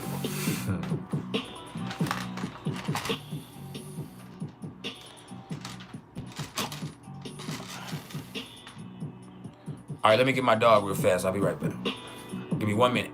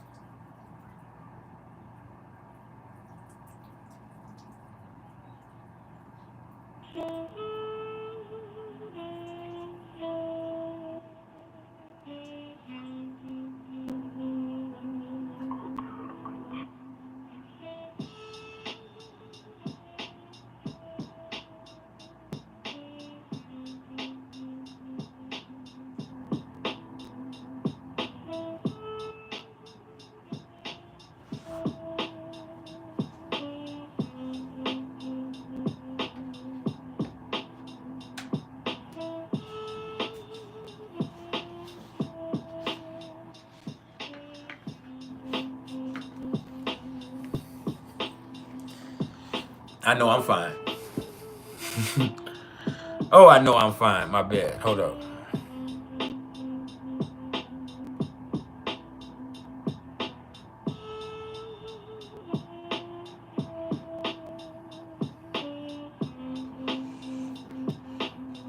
I mean, other countries have free healthcare, but they're very selective in what they treat and what they can. So I would say that free healthcare is a solution.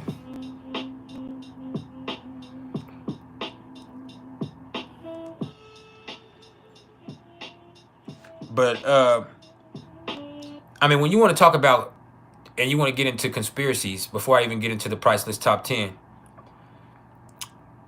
let's look at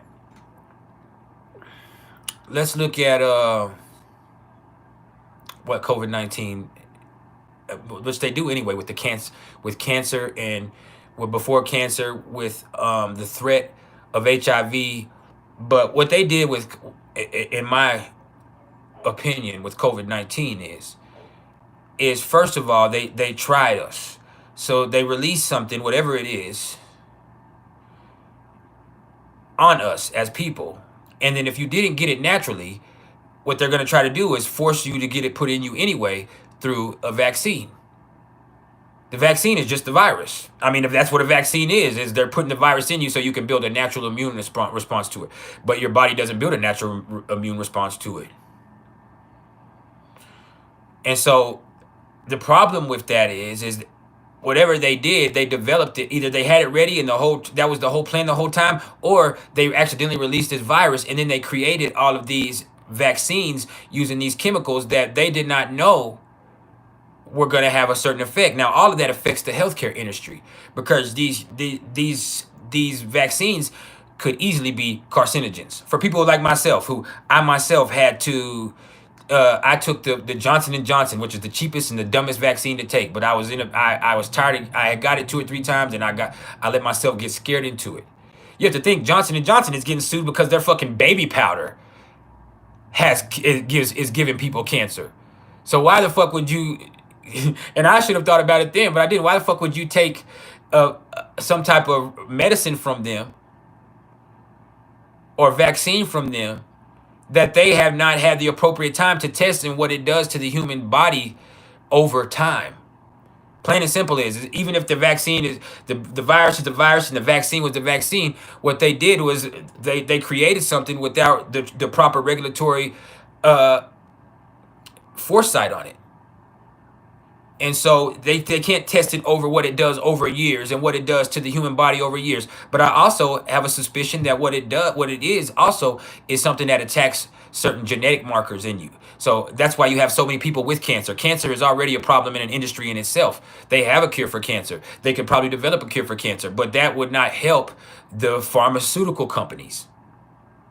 There is no money in a cure for anything. And so what they could even do is, for a lot of people that had already had health issues, the virus took them out. Poor people that couldn't afford certain things and people had health issues already, the virus, whatever it was, it killed them. They had respiratory issues, their body couldn't handle it. For the people whose body could handle it and the people who got this shot, what it ended up doing was putting something in you that attacks certain genetic markers in each one of us. So you if you're prone to having cancer in a certain way, and it does it over time. So it causes mutations over time. So if you're a person who had cancer in your family, if you're a person who smoked, or you're a person who has certain genetic weaknesses in your genetic code, then what that is going to do automatically is attack those things and create abnormal or malignant cells. That's why there's so many people. And then what that does is the people that get cancer, the people that have it, they're going to die anyway. But now for the people that have money, they can pay for certain medications to extend their life. Hey, guess what? You're going to pay for, you're going to pay for this and this, and this is a possibility, and this is a trial, and this is what we're going to do, and we're going to try this and try this and try this and try this. And it can, if you have enough money, you can prolong your life. You have the good enough insurance that can help you pay, and you're able to pay for it, then you can. For the people that can't, then you're shit out of luck. You can't afford to live. And so that ends up creating certain issues societally, but it also creates a whole nother industry in its own self. Then you have all of these industries that stemmed off of it. You have COVID tests all in the store. As soon as you get a sore throat, you get a cough, you want to run to the store and test yourself for COVID, which doesn't change anything.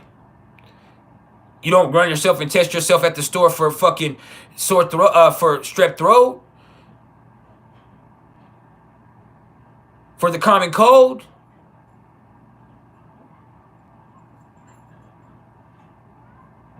Like, it's stupid. Like, and so people do it, and then they run and test. Like, what's that gonna do?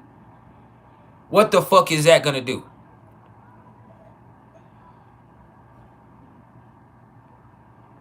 And so you see how that kind of creates a whole different avenue of business in its own right. And then for the people that can afford it, because insurance doesn't pay for it, you have things like PlAcEmEnTs, which that shit isn't gonna do anything. What, like, you just have to like and you're usually gonna feel better after 1 day or 2 days.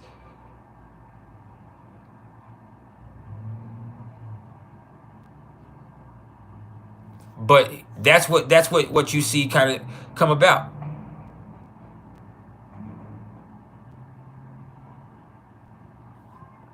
And so you just see how over time they create all of this stuff as a means for more money. And you start to just look at the way things is, that what they're feeding us, especially in America, it makes you sick. And there is not free health care. All of the stuff that you like the most is killing your ass. And I'm eating it still. I'm gonna die anyway, but that's the truth. All the stuff that you like the most is fucking killing you.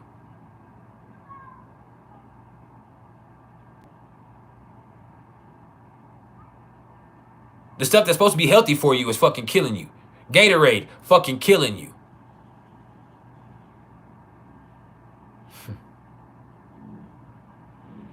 Like, that shit's crazy, bro. But that's what it is. Like, when you say healthcare should be free and affordable, then who's gonna fund pharmaceutical companies? Who's gonna fund the doctors to drive around in Jaguars?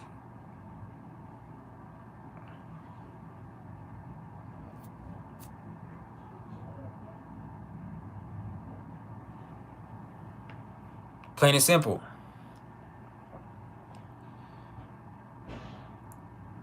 I kind of was. I mean, it was my choice to take that, but it was an impulsive decision. It was a very impulsive decision, and now I regret it because I feel like it honestly, it's made me have health issues. I haven't felt right since then. But yeah, that's the way I felt with that. Is I had gotten sick with, I mean, what could have been COVID, but whatever was going around twice. I had quit smoking cigarettes. This was in 2021. I mean, or no, 2022. I quit smoking cigarettes. No, was it 2020? It was 2021. My bad, 2021. I quit smoking cigarettes, and you know what I mean? Like, I was scared of that shit. And so, my wife works at a doctor's office, and she, they forced her to get it several times, and a booster. But she, they're getting the Pfizer and the Moderna. Matter of fact, I think she got a Pfizer shot and the Moderna booster. But they had that shit, at her job, and so she's really getting fed all that propaganda.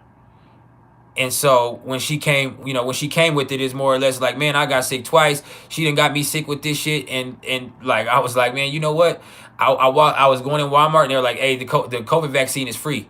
They're giving away the COVID vaccine free, and I should have just, like, if they're giving it away free, that's the stupidest shit. I should, like, my own intuition should have picked up on it. But I went ahead and I was like, man, you know what? I'm going to get it. And if it's going to kill me, back then it was like, it's going to kill me, but it's not going to kill me. And so I went and got it. But I immediately regretted it. It was something in me after it happened. Like, damn, bro, you should have thought about that. Like, you're not even sick. And so that was just a whole process in its own self. Hold up.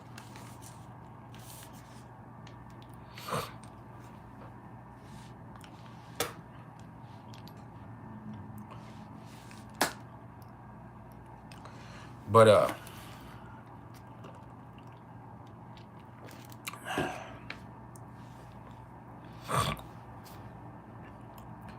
hopefully.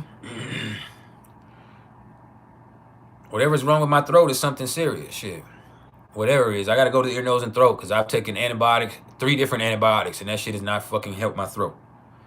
Maybe it's just allergies, hopefully, or maybe I got something viral going on. But my right tonsil is way bigger than my left tonsil.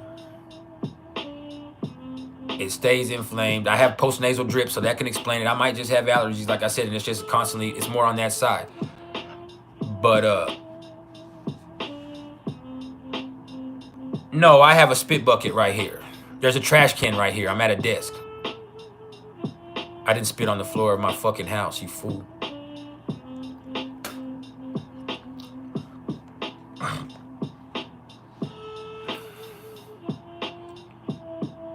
People say anything. But yeah, it is what it is now.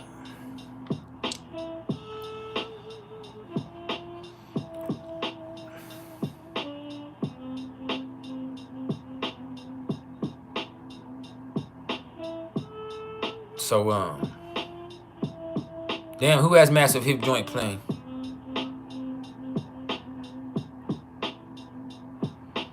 I never had that shit. I just had fever and I felt like shit. And the first time I had it, it was more respiratory. The second time I had it, it was just like I didn't feel right. Like I just didn't feel good. Like, man, like, ugh. The first time I had it, I just couldn't I couldn't catch my breath. Like I would run out of breath. I do gargle with salt water. I gargle with salt water. I done took regular amoxicillin the whole course. I took a whole course of Augmentin. I just finished a Z-pack of Azithromax, and that shit has not helped.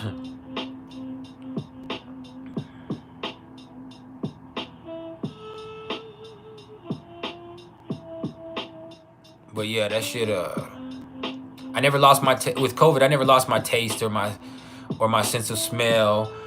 I never felt like I was gonna die. Matter of fact, I only had it for like 20, I felt bad for a few days, but I mean, I only was in the peak of feeling like shit for like 24 hours each time. Like I felt really crazy for like 24 hours, and then the rest of the time was like recovering from that really horrible 24 hours. To where I just felt really sick for like a whole day, and then the next days I was recovering from that. Like, damn, I was sick. But I never had those, I never lost my sense of smell or taste. I smoked too much bud for that.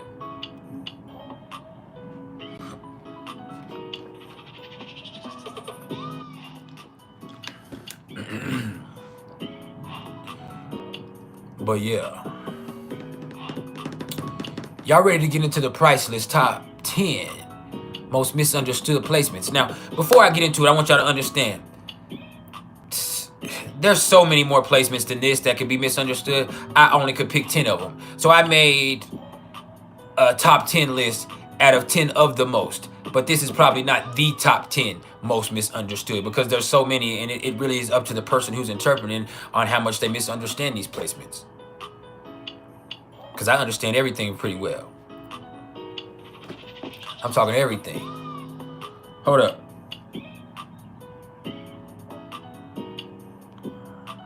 My daughter messaged me and I didn't even see it.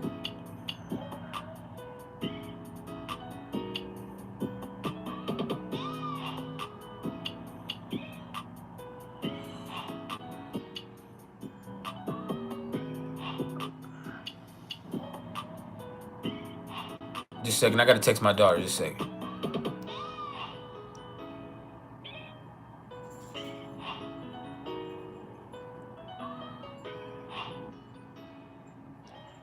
Don't do it, Breezy Breed. Breezy, twin flames ain't real, don't do it. I'm not gonna argue with you today about it, but just don't feed into that shit. You could have a soulmate and somebody you really love and somebody that feels like you're connected to them karmically, and that's true. You can be all of that, but a twin flame, somebody whose soul is a piece of yours and yours is a piece of theirs, that's not true. Your soul is your soul. You're responsible for your own journey. Now, you can have people that you have connections to and people that you love immensely and people that you're incredibly compatible with, but there is no twin flame. Your soul is your soul, and it's whole and complete. I want you to understand that. Your soul is your soul, and it's whole and complete on its own. There's not another piece of it that you can fuck and be in love with.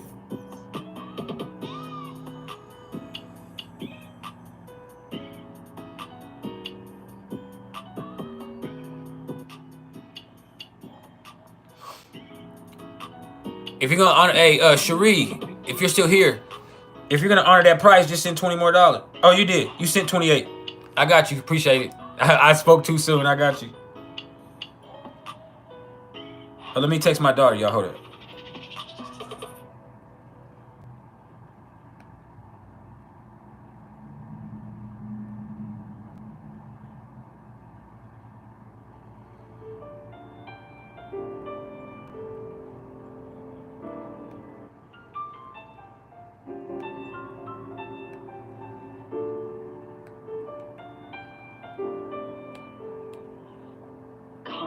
My baby wanted the info to my Disney Plus account.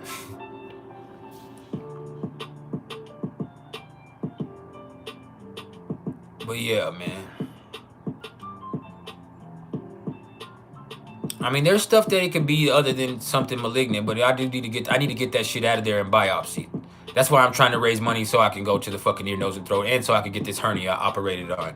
I'll be great then. I still have my minor digestive issues, but me being worried about dying last year and thinking about like that shit was dead. Like it hasn't progressed. I have IBS from all the stress, or IBD at the worst. Which there's a difference in IBS and IBD. IBS is really something undefinable, where it's irritable bowel syndrome. IBD is irritable bowel disease, which is stuff like colitis, ulcerative colitis, and Crohn's disease.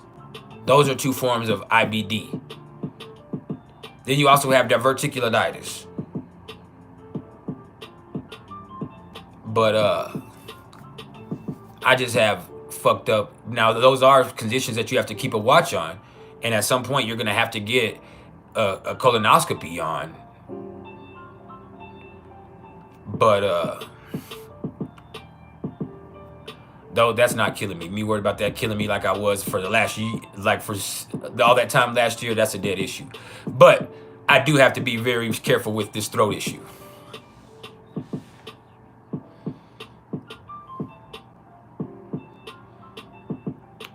You know, anything could be back there. For any person that's older, born before 1992 or 1993, they have to be really, really, really aware of HPV, especially if they've been sexually active, because most people have had it or come in contact with it in their life.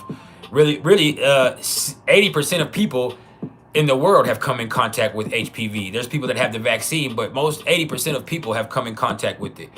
But most of the time, your body fights it off on its own, and it just processes it. Now, for some people, it can lay dormant with certain strains of it, and it can lay dormant there for a while, for 2 years or 10 years or 20 years, and then it can start causing cancer in the throat, or cancer on your ass, or cervical cancer. And so when you have a throat issue that's not responding to antibiotics, it's best for you to get that whatever's taken care of looked at, or if it's a tonsil, get it taken out and biopsied, or at least taken out so that it doesn't develop into something at some point. I mean, you can get it all types of ways, but most of the time it's sexual contact, or from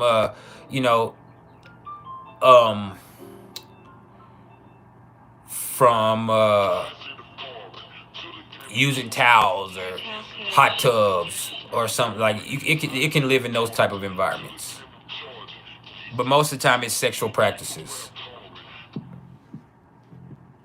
But it doesn't mean that you're a hoe or you're nasty, because with that shit right there, you can have something from when you were younger. You can have come in contact with one person with it, but it has to be it's one of those resistant strains that is what they call problematic. And if you have one of those problematic strains, which is like 16 and 18, there's like 12 of them out of 150, but 16 and 18 are specifically targeted as those things that can fuck you up. And so here's the good thing though, fucked up as it is, if you've ever had any type of wart, typically the type of HPV that causes warts is not the type that causes cancer. They're two different kinds. So if you got warts from it, a lot of it, but you can have several strains at once too. But if you have warts, most of the time that means that you have a what they call a non-dangerous strain. So as nasty as it is, the people that have genital warts actually are less probable to get cancer than the ones that just have it inside of them somewhere and is laying dormant for years, and then it pops up as cervical cancer or as throat cancer. Also, cancer that's it causes a lot of cancer. They believe that over 80% of all throat cancer is caused by HPV. Now, what's also is interesting is if you have HPV related cancer, it's actually more responsive to treatment than other cancers are. So if you have one of those cancers of the anus or of the throat or of the cervix that is caused by HPV, then it's actually a lot more treatable for some reason, or more responsive to treatment than the other ones are. Yeah, that shit's crazy. Michael Douglas. People joked about it, but the actor Michael Douglas from Basic Instinct, who's married to Catherine Zeta-Jones, he has it again, throat cancer that he got from HPV, which that means for him, they made jokes that he got it from eating pussy, but that's the truth. From whatever he was doing, he orally, and he got it in. So that's always a possibility, no matter what you've done.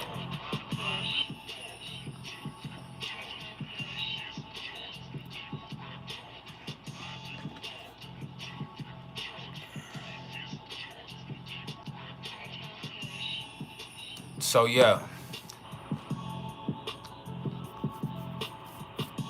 I gotta get this tonsil out, and it's horrible having a tonsillectomy as a grown man, but I'm gonna have to get this tonsil out.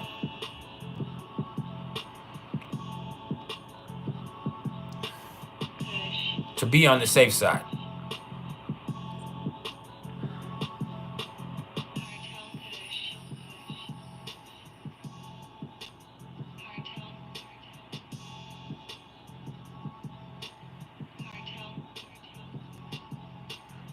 But yeah, y'all ready to get into the price list? Top 10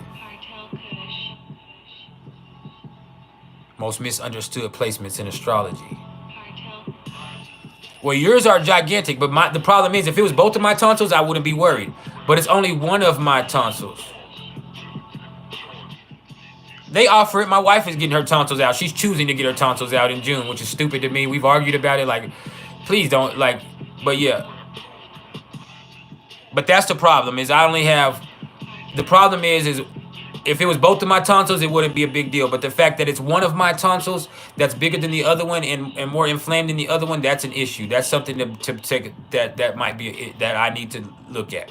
It's possible that you could have tonsillitis in just one side, or it can be more irritated on one side.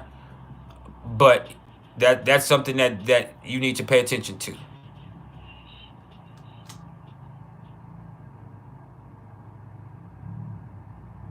When it's just one side, like, you gotta get that shit up out of there.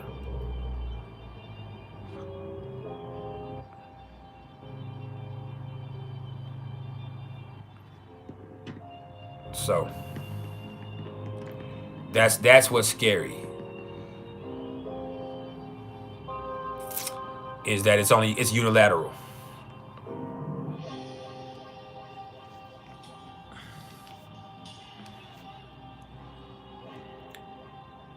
And like I said, it's definitely possible that it could. Some people just have one that gets like that, or gets chronically inflamed.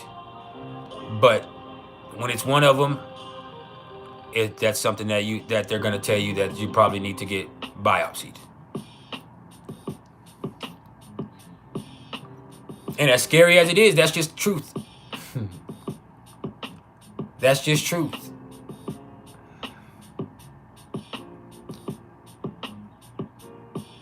And then as far as, we've talked about hernias. As far as hernias go, when you got a hernia, like, you can live for years with it without needing surgery. Some people live decades or their whole lives with it. But there is a possibility of any day it getting what's called, what's the word? It's strangulated, but there's another word, incarcerated. It getting incarcerated and then getting strangulated. And so you got to be careful with the hernia. Like mine, I can push back in, but if there comes a time where I can't push it back in and it gets strangulated or it gets tangled up, then your guts ain't working right. Then you're gonna have emergency surgery.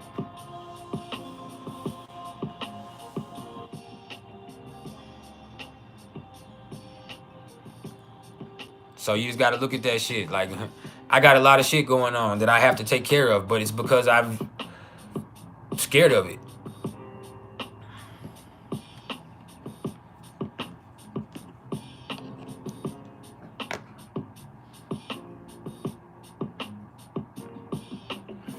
So you just got to look at it, man. Now let's get away from that shit.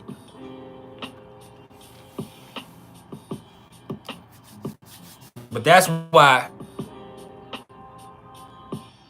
with me not being able to get insurance for several reasons right now, I have to pay for this stuff out of pocket. That's why I'm raising the money that I am. That's why that Cash App in the description, hit it. Hit it. We need, you hear me? We need that. But I'm not fatigued or losing. Matter of fact, I'm gaining weight. I eat fine. It doesn't hurt to the point where, I mean, the hernia doesn't hurt at all. It's just weird. My throat, it's irritated, slightly irritated sometimes. But there are times where it's bled, where my throat is literally bleeding. So I got to do something about that. And I use my voice for everything, so it's never resting.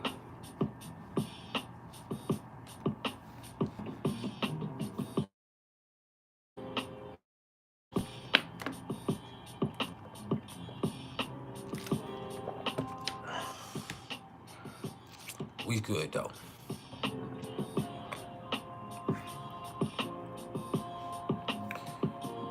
Now, let's for real get into the list.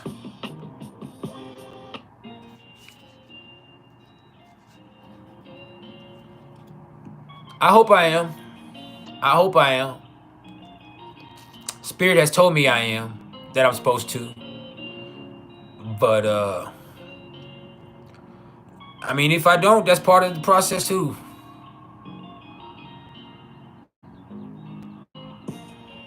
It just depends on how big the hernia is, whether they mesh it or not. Sometimes it just might need a stitch or two. They might just stitch the tissue back up, but that makes it more prone to busting out again. So a lot of times they use the mesh, but meshes are dangerous because your body can reject that or they can become infected. You're putting a foreign body inside of your body and trying to get your body to react to it and grow onto it. So that can create issues. And then you have some people who end up, having their mesh moving and creating issues in other ways. So it's really up to you. A lot of times people elect to just get it sewed up because the mesh, it's dangerous in its own right. But it's not, as much as it is not usually a life-threatening condition, hernia surgery is dangerous. It is a dangerous surgery. It is a major surgery. No doubt.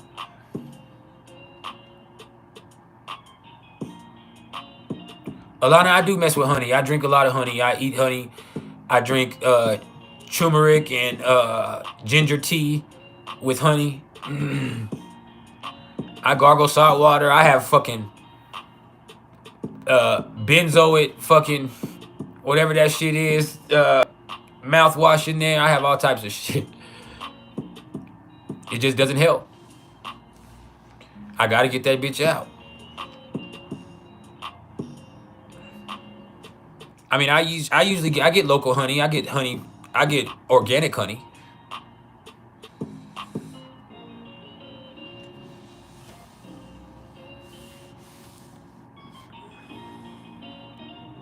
It's one of those situations. All of my health is like I've done everything I can do at home.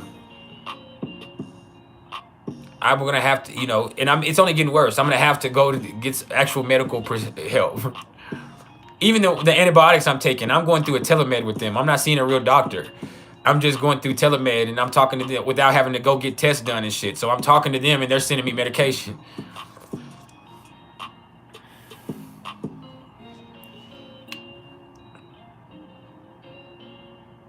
I went to the doctor last May 15th. That's the last time I went to, no, May 17th. That's the last time I went to the doctor. And that's when I had started the digestive issues that I have. So yeah.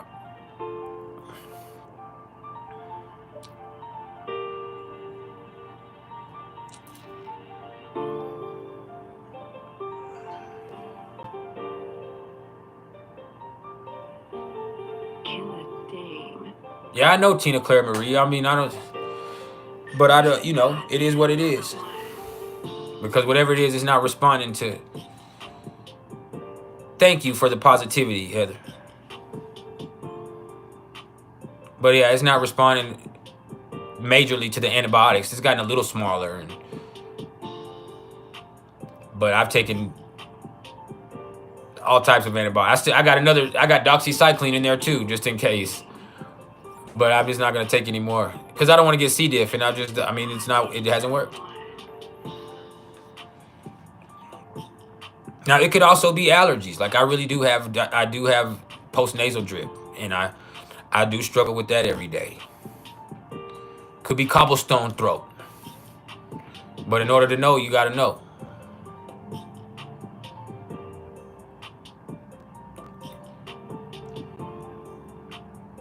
But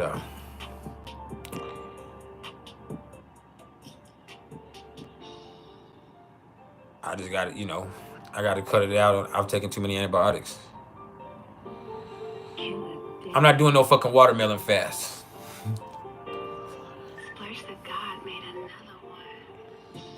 Ain't gonna be able to do it.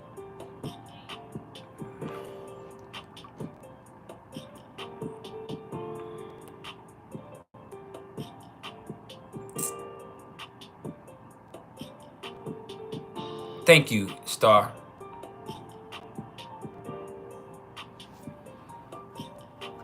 Talk about some healthy shit. I look good though, right?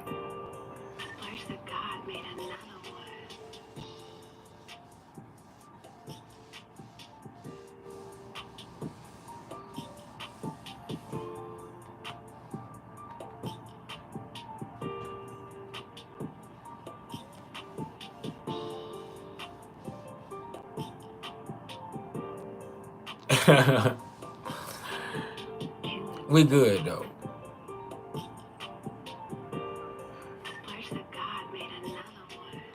I think I'll be all right.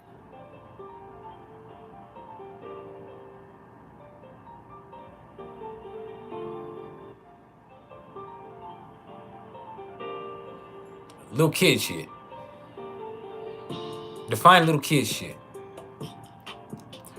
Now let's get into the PrIcElEs top 10 most misunderstood placements, all right? So there could be hundreds of these, so I had to narrow it down to 10. And even put it in 10, you could change these in order, or you could take some off and say, no, I get it. But I just really had to bring this to you this morning. Yeah, let's send me some healing vibes.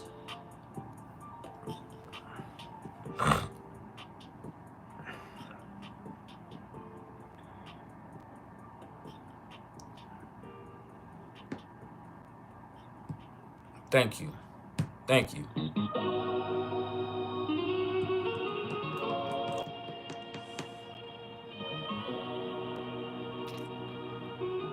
Now,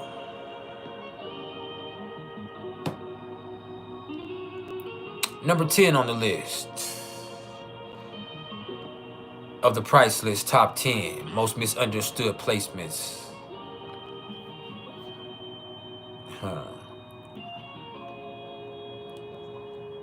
This is Jupiter in Leo. Now, here's the thing with people who have Jupiter in Leo. They're going to seem cocky. They're going to seem self-absorbed. But the truth is, these are some of the most fiercely loyal and extremely generous people that you will ever come across. Plain and simple. They're the type of people who believe that they should share what they have, and their general feeling is that they always have so much.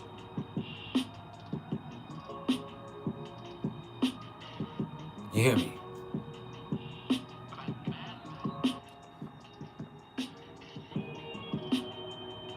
They're fun and they're dramatic, but they're also extremely sensitive.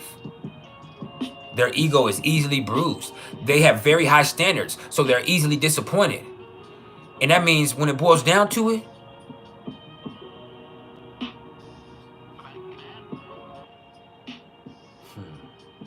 their bravado can actually be misleading. And when you see somebody who has Jupiter in Leo, this is somebody who expects extravagance from life. But sometimes life can let them down. Life can let them down. See, my son has Jupiter in Leo. Now, he's an Aquarius sun, Virgo moon, with Jupiter in Leo. And he is boastful. But he also is somebody who's about shining the light on others. He wants them to get caught up in that confidence. But his confidence is also easily shaken. And once his confidence is broken, like, it's real hard for them to develop their pride back. That's the truth. It's really hard for them to develop their pride. And sometimes they can seem childish, but the truth of the matter is, they understand that you have to have fun with life. You have to be creative. They understand that. So it's not childish. It's not immature. It's a natural understanding and intuition that you need to enjoy every moment. Now, there's also this thing with Jupiter in Leo where people, they expect the most out of every situation. They have very high standards for themselves and for lives. And if they can meet up to those standards, then that's cool. But as soon as something disappoints them and something falls short of that standard that they set, then it can be really defeating. You know, I want you to put into your mind the picture of a dog whose spirit has been broken.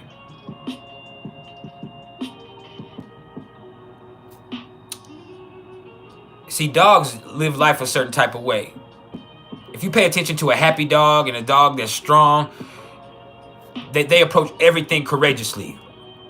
They have fun and they piss on shit and they bark at other dogs and they, you know what I mean? It doesn't matter how big the dog is and they stand up and all this shit. But if a dog has been abused, or if a dog has been neglected, or if it is going unacknowledged, or if it's been whooped too bad and hurt, and it develops fear, it's not the same anymore. It not only makes that dog down, but it makes them dangerous.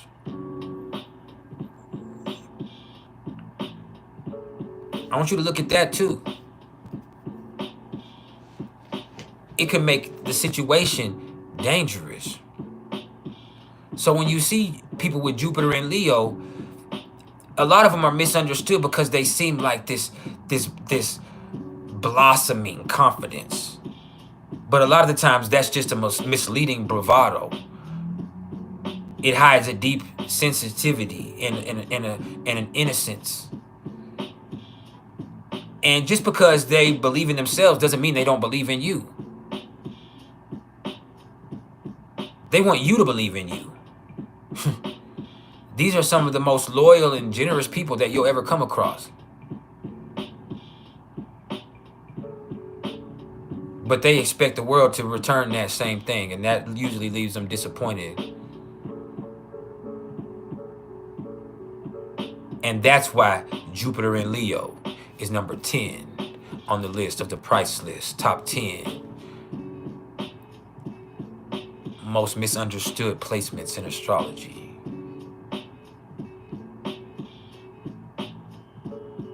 Now, number 9 on the list of the PrIcElEs top 10 most misunderstood placements in astrology. This is people who have their North Node in Taurus. See, as soon as you hear that North Node in Taurus, that paints a certain picture in your mind. You start to think, man, this person right here is meant to live a life of luxury. They're meant to be rich. And that's the case for some people, but that's not always the case for everybody. See, with the North Node in Taurus, it's really more like they're supposed to develop self-sufficiency. They're supposed to develop stability. They're supposed to develop trust and patience. With their South Node in Scorpio, they're used to chaos. They're used to having to share. They're used to having to be resourceful. They're used to having to use people and use situations. They've been stuck in a survival mode. Now, with the North Node in Taurus, you have to learn how to live again and enjoy doing such.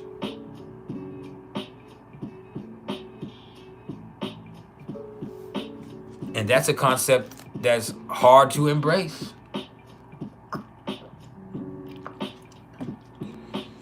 That can be super hard to embrace for a lot of people.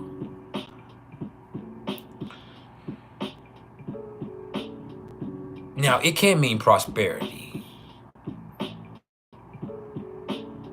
but it's also teaching you generosity.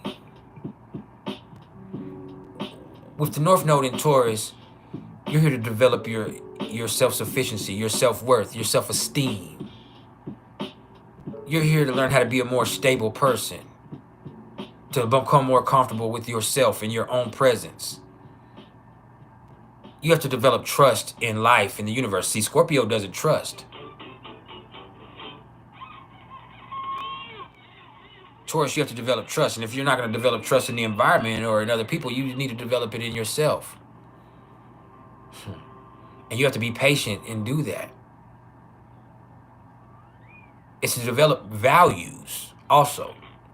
With the North Node in Taurus, it's to develop some type of values and principles that you're solidly behind, other than it being in Scorpio and you getting caught up in the chaos. You understand?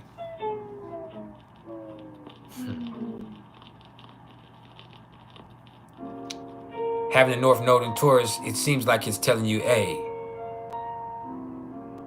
get money. But what it's really trying to do is help you get into a place where you don't have to depend on anybody else for anything. That helps you be more honest. It wants to teach you how to enjoy life again. Not just survive, motherfucker, live. That's the North Node in Taurus. Learn how to enjoy the process. Yeah. Learn how to feel safe in your own presence, how to develop your self-esteem and your self-worth. But it takes patience. Yeah. This is the North Node in Taurus.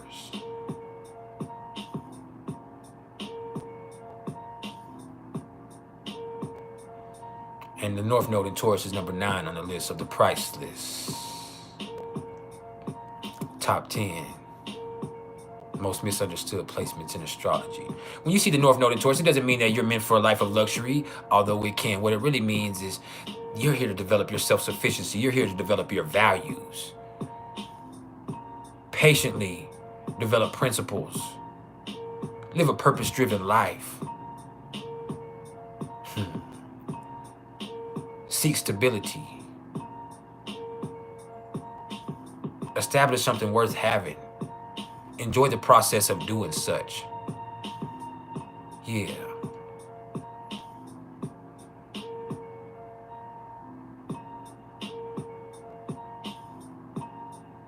Yeah. That's the North Node in Taurus. And the North Node in Taurus is number 9 on the list of the PrIcElEs top 10 most misunderstood placements in astrology. Now, let's get to number 8. Number 8 is that one sign that you love to hate. See, number 8 on the list of the PrIcElEs top 10 most misunderstood placements in astrology. This is Gemini suns. Look, man. The truth about Gemini suns is they're undefinable. Being a Gemini sun means you wear a multitude of hats. It's a life of versatility. They're clever. And to be honest with you, a Gemini sun can be anything to anybody. And they ain't shit to a lot of people. But they can be anything that they need to be for that moment. And the last thing you'll ever do is figure out a Gemini sun. That's the truth. You can't figure them out. You can only fucking watch them and be intrigued by their energy, but also annoyed by their presence. Now, look, man. The truth is, man, Gemini is the sign of variety. So when you have that sun in Gemini, that's an expression of variety. It's crazy. Like, I think about my dad, who's a Gemini sun, and he's so many things to so many people. But the truth is, like, he's even so many things to me. Just to me. And, you know, they're artistic and they're poetic. They're very clever, but sometimes they're not the most intelligent. That's the truth.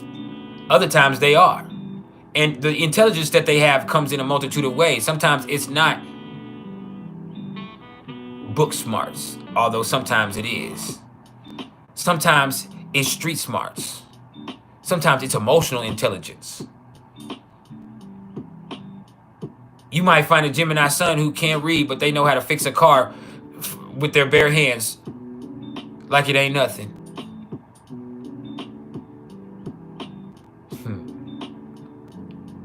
You have Gemini suns who can quote Shakespeare, but can't write a proper sentence. You have Gemini suns who, just when you thought they were a rapper, they show you they're an actor. And just when you thought they were an actor, they show you they're a flute player. Only to let you know that they're really starting to rap again.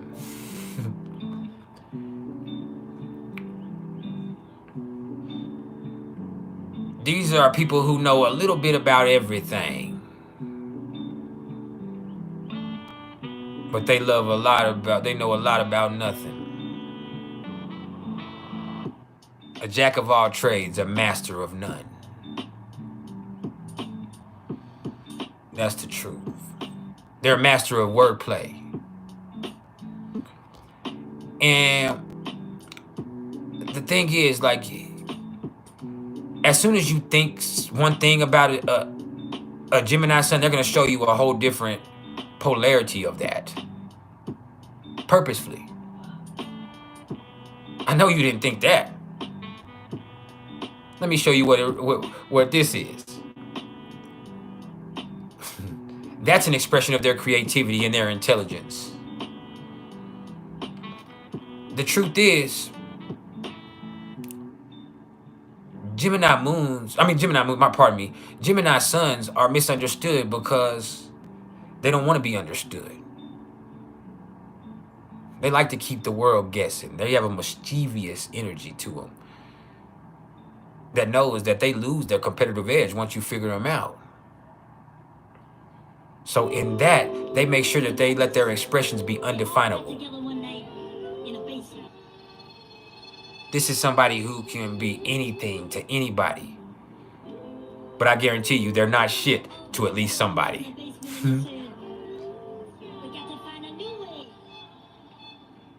And man, just when you thought they were crazy, they say the most rational shit ever. And you're like, man, I thought that motherfucker was crazy. And just when you thought they weren't crazy, they switch up and you be like, this motherfucker here is... Yeah. That's Gemini sun. This is an energy that's undefinable. Yeah.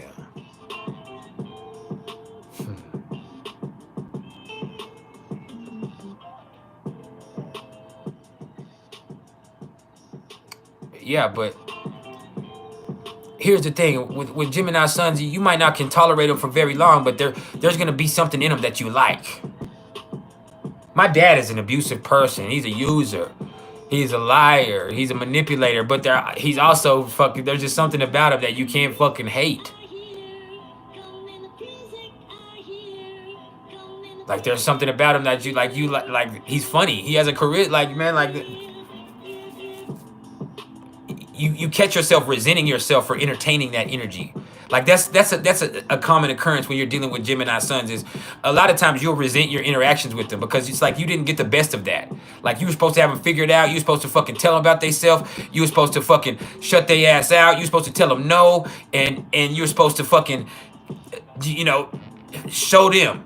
But somehow you got caught up in that shit.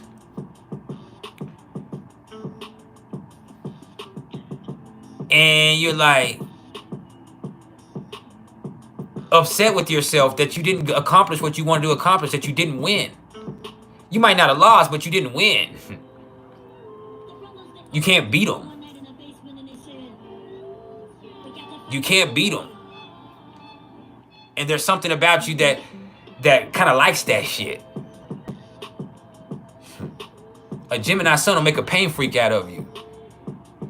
That's the truth. Like, you just be like, man, what the fuck? I hate that motherfucker. But then when you're around you don't hate him. When you're talking to him, you don't hate him. Sometimes it'll make you forget that you fucking hate him for a little bit.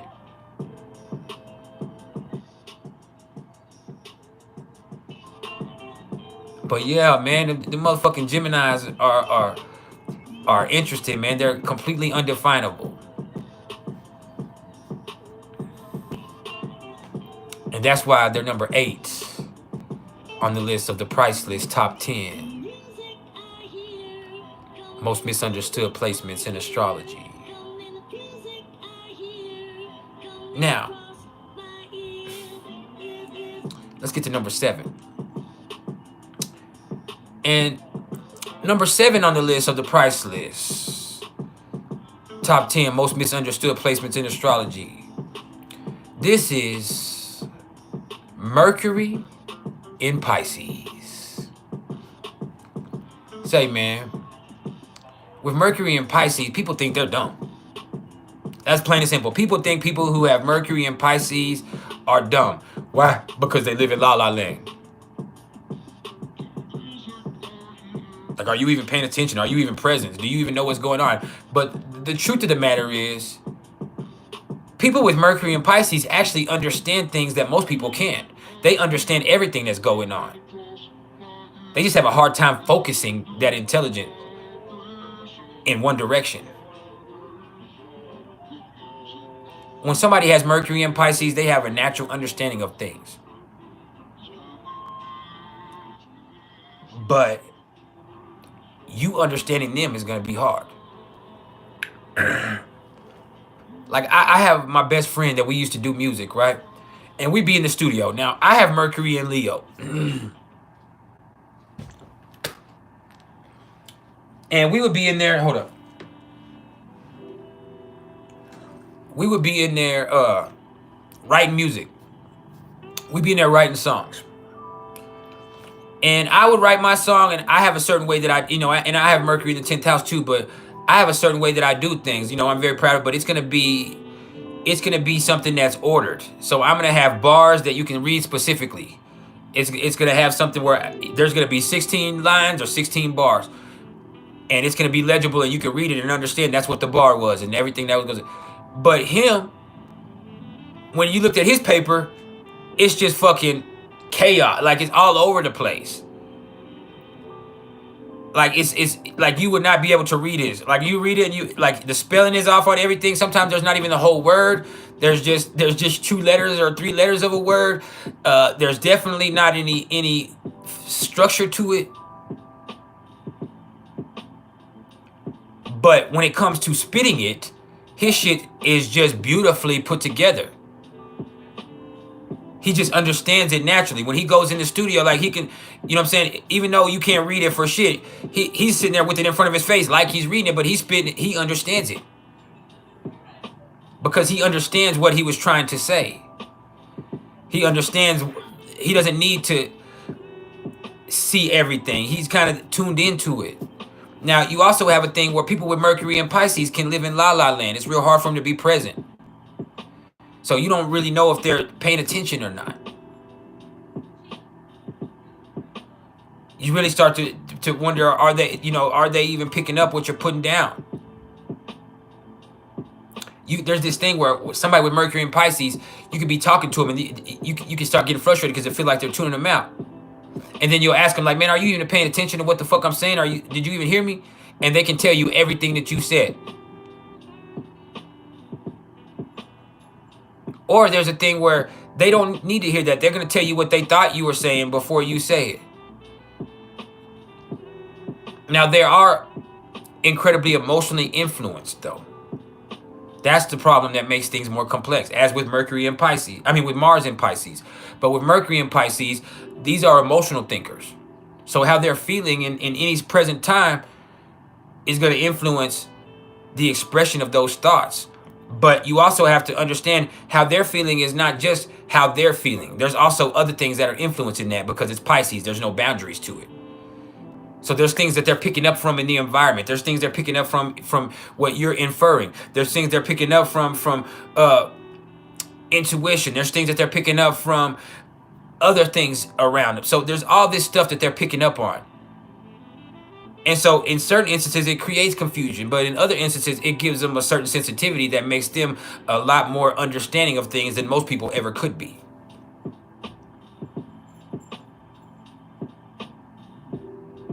So yeah, you see that.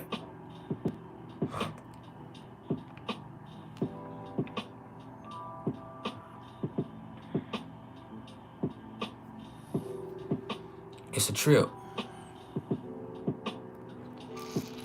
Now,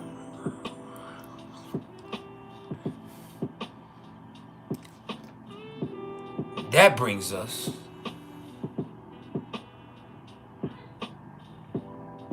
to number 6, because Mercury in Pisces was number 7.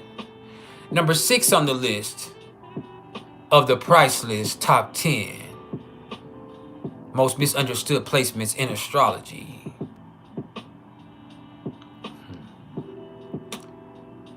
This is people who have Saturn in Sagittarius. See, let me tell you about Saturn in Sagittarius. I have Saturn in Sagittarius. People who have this placement, they're the type of people who learn the hard way. They learn the hard way. See, people think, or some people interpret this placement as a lack of faith, but that's not true. I have Saturn in Sagittarius, and the truth is, I trust in what I know, and I know a lot. I trust in what the fuck I know. You hear me? I trust the truth as I've seen it. So you can't just tell me anything. I got to see it in motion. I got to see it work out. There was a long time where I couldn't be religious as a child because I saw the business of the church. Now, here's the thing. There was an eventual point in my spiritual maturity where I realized there has to be God or some creative force. Even through all of the spiritual experiences I had, there was a time where common sense, and even though it's called common sense, it ain't that common, where common sense prevailed. And like you realize, for something to push or for something to move, something had to push it, and vice versa. Do you understand what I'm saying? Even if there was a big bang, something had to set off that reaction. Nothing from nothing makes nothing. So there has to be some type of force that kicked this whole process into place. Plain and simple. That doesn't mean that you have to believe in things from a religious perspective, but right then God made sense. I believe because I've seen now. I've had spiritual experiences that took me beyond my own consciousness and my own belief systems. And I've had experiences with things that go beyond explanation. So I know there's something that goes on beyond this realm. I learned to develop principles because I learned the hard way in life. I might not have had a lot of principles when I was younger, but I developed a sense of principles through the experiences that I had. I developed a sense of faith through the experiences I had.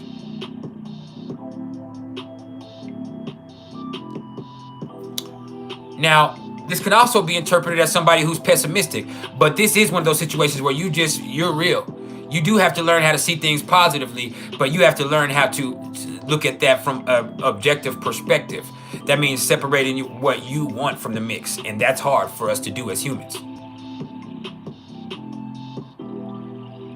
We develop dogmatic and idealistic visions of what we want the divine to be for us.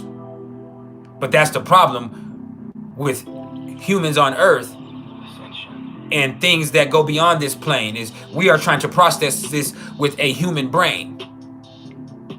You understand? And there's always going to be limitations to what your human brain can process. So when they said the ways of heaven are not to be known to the ways of man, that is actually something that has truth to it. There are certain things that you won't be able to know in this life. But that is a knowledge in itself. Being able to say, I don't know about things, is a knowledge in itself.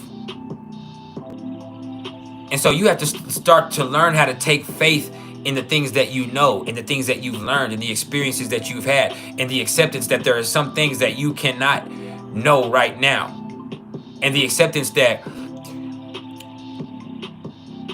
looking at things from a spiritual perspective does not mean idealizing situations.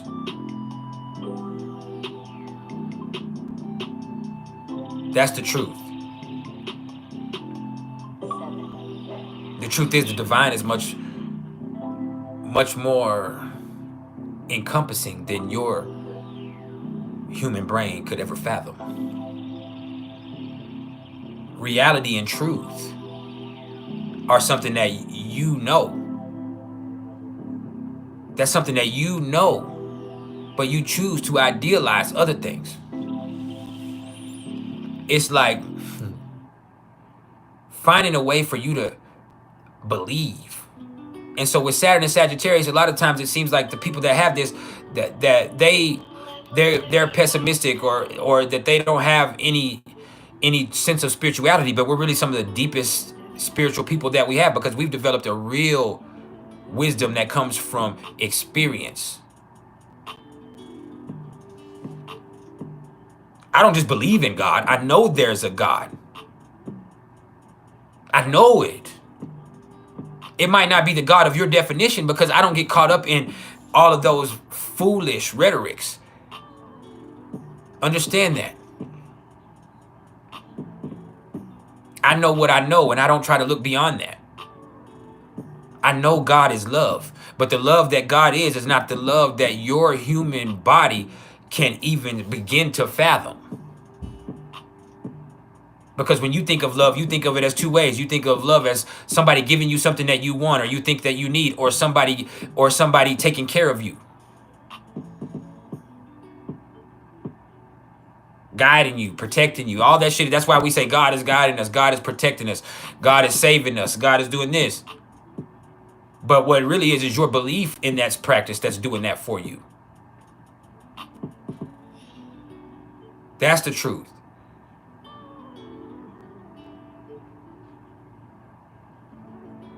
The unconditional love that God is doesn't interfere with your path.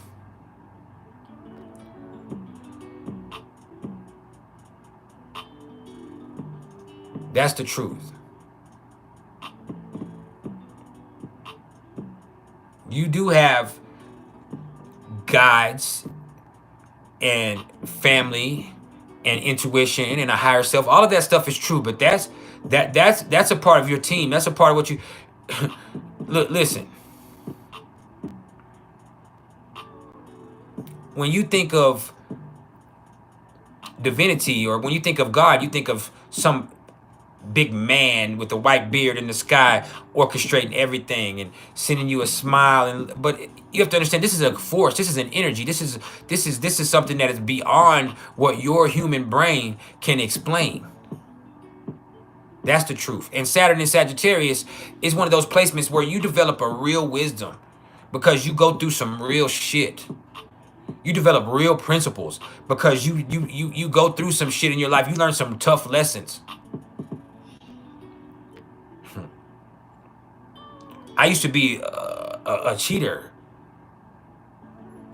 and a thief until I decided I wasn't anymore. I developed principles. I used to have different principles. I used to be, my principles was a player. I wanted to be a player. That's what I aspired to be. That's what I was. I lived a player lifestyle. That's the way I looked at it. And I still am a player to a certain degree. But what I started to develop was principles. It's not me not being a cheater because I'm not attracted to other things. This is the honest truth. It's not because I'm not attracted to anything else. It's not because I love my wife that much that I wouldn't cheat, because I've always loved my wife. The fact of the matter is, I'm not a cheater because I'm not a fucking cheater. That's something I don't want to be. That's something I don't believe in. So I developed principles. I'm not that type of person.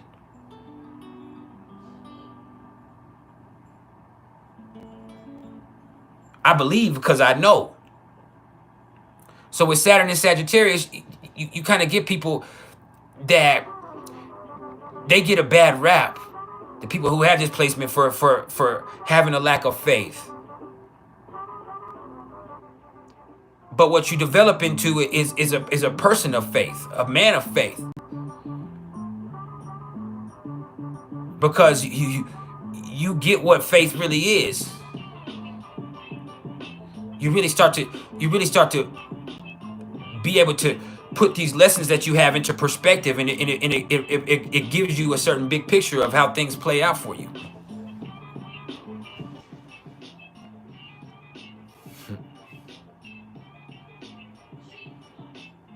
I'm not a good person because a book told me to be a good person. Even though you should read the Bible, there's excellent stories. You should read the Torah and the Quran, and you should always understand those beautiful sayings and those beautiful words in there, and those stories and the energies that come behind them, because there are so many beautiful things you can learn from that.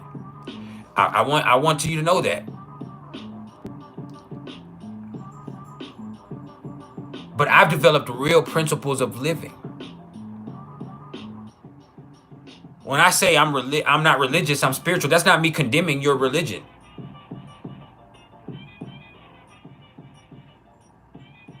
It's just me having an understanding that goes beyond those boundaries.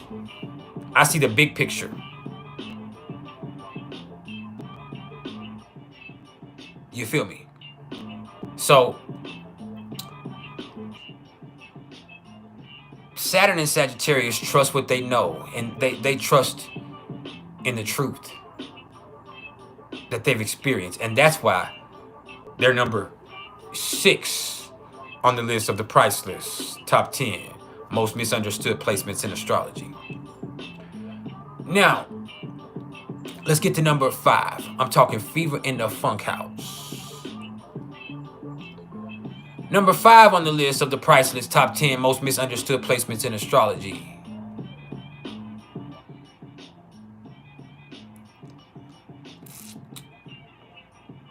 This is Mars in Cancer. And look, man, a lot of astrologers are going to interpret Mars in Cancer people as being passive aggressive. But that's not really the truth. From my perspective, I just equate it to a certain sensitivity that makes them aggressive. That's the truth. Now, are they able to act on all that? No, but there's something in them that has to compensate for that aggression, man.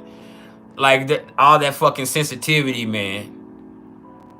A Mars in Cancer person will hurt your ass, man. Will tear up your house. Because of all the shit they're holding in and all that emotion. So the thing is with Mars in Cancer people is there's a buildup. And so their energy doesn't come to the surface directly. And it's because their feelings are influencing everything. And so when it comes out sideways. Now, when we say a motherfucker's coming at you sideways, we're not saying that they're hiding from you. We're saying that they're getting out of line with your ass. That's the truth. Mars in Cancer is a motherfucker, man, because a lot of the times that sensitivity makes them have an attitude. That sensitivity makes them act out, and it makes situations more complicated. It makes dealing with them more complicated. And then when they are passive aggressive, that's even more dangerous because that creates a buildup. Yeah. Somebody with Mars in Cancer will hurt your ass or tear your shit up. They are passionate, they are emotional, but they're also so fucking sensitive. They're so fucking sensitive that they have to account for their emotions. Other people have to account for their emotions. So shit is inefficient. You see, Mars in Capricorn, it's about business. It doesn't let anything stop. I'm a Mars in Capricorn. Now, it's in the 4th house of Cancer, but look at it like this. As a Mars in Capricorn, I don't waste my energy on bullshit. I get a little annoyed sometimes, but I don't let myself get real mad hardly ever. I don't waste I always have enough energy. That's why I have so much vitality. Because I make sure that I don't waste time or energy on bullshit. Now, with Mars in Cancer, they're with the shit. They're fucking with the shit. They're so sensitive, they're always with the shit. But that makes that shit hard to do anything useful. That's the truth of that. I'm about something, so that means I'm not with everything. I'm not going to waste my energy on everything. Mars in Cancer wastes energy with emotions. Like, man, you so fucking emotional, you so fucking sensitive that every situation has to compensate for those sensitivities and those emotions. And that shit is a motherfucker in its own right. And all of that shit is why Mars in Cancer is number 5 on the list of the priceless top 10 most misunderstood placements in astrology.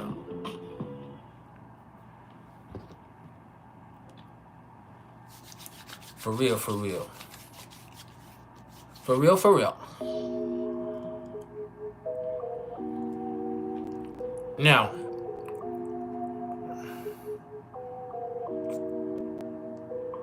let's get to number 4. Cuatro. On the list of the priceless top 10 most misunderstood placements in astrology. Number 4 on the list of the priceless top 10 most misunderstood placements in astrology is Venus in Capricorn. And here's the thing, man. People with Venus in Capricorn are going to be seen as being cold sometimes. But the truth of the matter is they ain't cold. They just don't fuck with you. They ain't fake. They're not going to waste their time shooting this shit. They have certain people that they fuck with. That's who they fuck with, and that's what it is. They ain't gonna be flirting and playing around with your ass unless that shit is gonna be a relationship. And if they don't like you like that, it's no use for them to be flirting and playing around with your ass. Plain and simple. They're just not fake with it. They're not cold, they trill. Plain and simple. If they fuck with you, they fuck with you the long way. And their love is real. That's why they don't waste their time on stupid shit. They're not gonna fucking play around with everybody. Because everybody ain't for them and they ain't for everybody. Plain and simple. They like real shit. So if they love real shit, why the fuck would they care about being fake with you?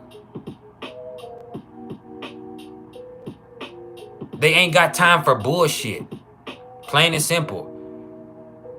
What the fuck does this mean? What the fuck is this about? They don't like to do shit without definition, and they don't like to do anything for nothing. Plain and simple. Plain and simple. They're not wasting their time with your ass. So sometimes it can seem like, damn, this motherfucker cold. But the truth is, hey, they just spared you. They just spared you. You're gonna get your feelings hurt for real. And they just don't, they don't want to be doing things that's not gonna build. Even in friendships. Even in business. It's no use in us talking if this shit is not gonna work. It's no use in us acting like we're friends if I don't even like you and you don't really like me and we're never gonna see each other again. That's the truth. They're just serious about their shit. A lot of people think they're mean. A lot of people think that they're cold-blooded. But the truth is they're warm-blooded. They're real. They love intensely. They just don't do it for everybody. They just don't fuck with everybody like that. They like to look at things that are gonna mature and appreciate with value. They're attracted to consistency and maturity. They like real shit. So if they like real shit with Mars and Capricorn, why the fuck would they be fake with you? Plain and simple. Venus and Capricorn is like that.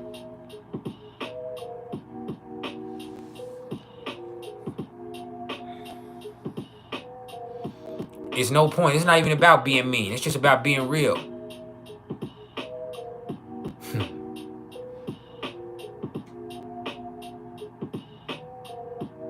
They trying to build. They not gonna waste their time shooting the shit. Their love is real.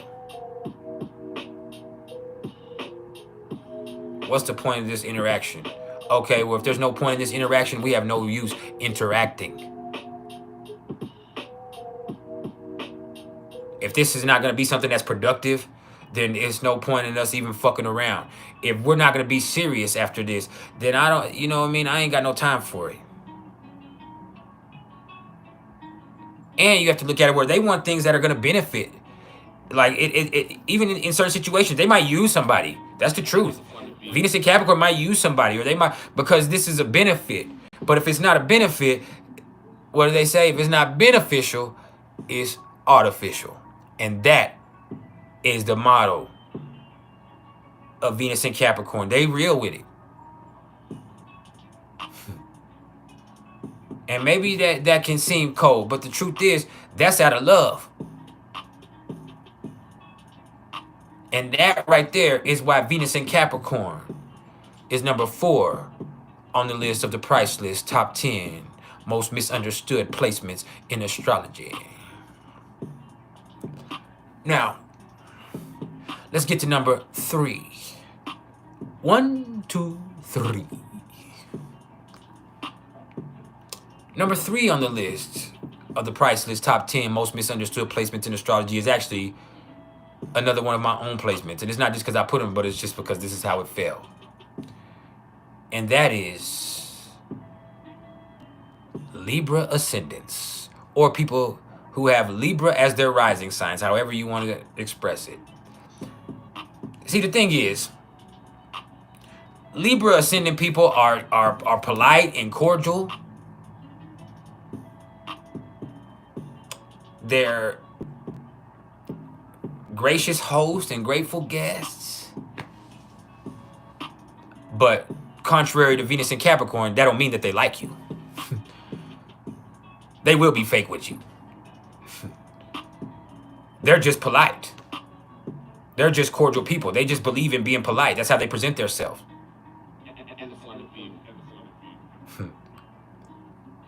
People with Libra rising can seem real nice, but the truth is they don't have your best interest at heart. With Capricorn ruling their 4th house, a lot of times they don't give a fuck about you at all. It's business.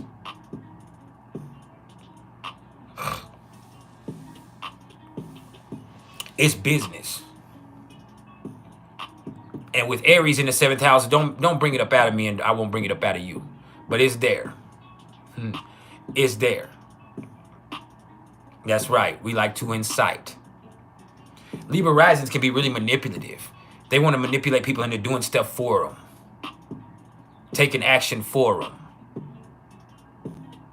They like to play devil's advocates. That's the truth. People with Libra rising, they just seem like really good people. But being polite and charming and nice doesn't make you a good person. It makes you polite or charming or nice or even extremely manipulative. It can make you two-faced. It can make you superficial. Yeah. As a Libra rising, they kind of put this thing to the mix where the appearance of things matters to them. Not just how they look personally, but how situations look, how their relationships look, how the things they're saying sound. All of that shit, it has a certain aesthetic tone to it.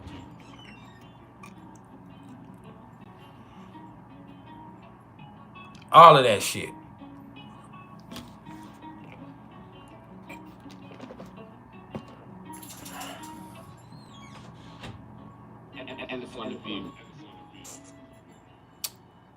But here's the thing.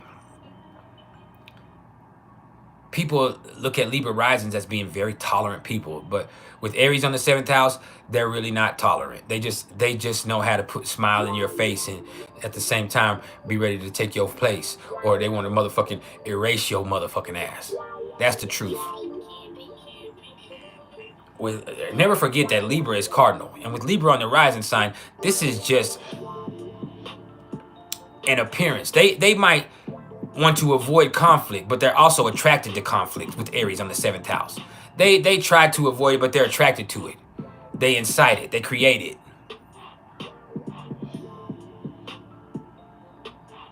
They like it. Plain and simple. That's the thing with Libra ascendants. It's just because they're polite and charming and nice looking doesn't mean that they're good people. Just because they are smiling in your face doesn't mean that they have your best interest at heart. Just because they're not overtly aggressive don't mean they're not looking to fuck you off. Plain and simple. Because sometimes they know. If the devil comes to you, if the devil is looking like a monster and all of that shit, like, you're gonna be scared. It's gonna be a lot harder for you to respond favorably. But if the devil comes with a smile and a pat on the back and some kind words, then you can get a lot more done. Then you also want to look at this like this.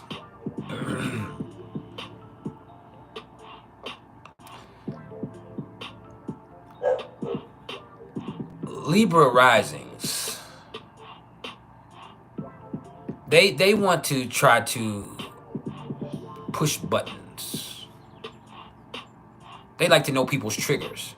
Because if they can know people's triggers, they can control the environment. They want to understand people.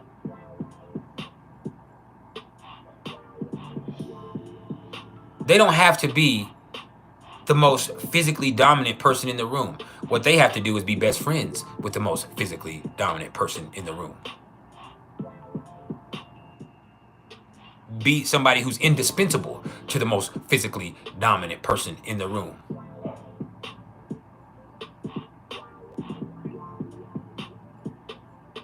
Because they also know their triggers, and now they know their mishaps, and so now they control that situation.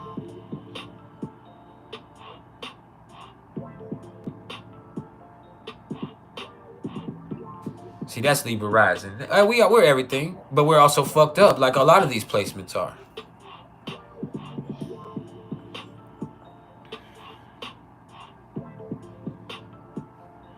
I mean, it is what it is.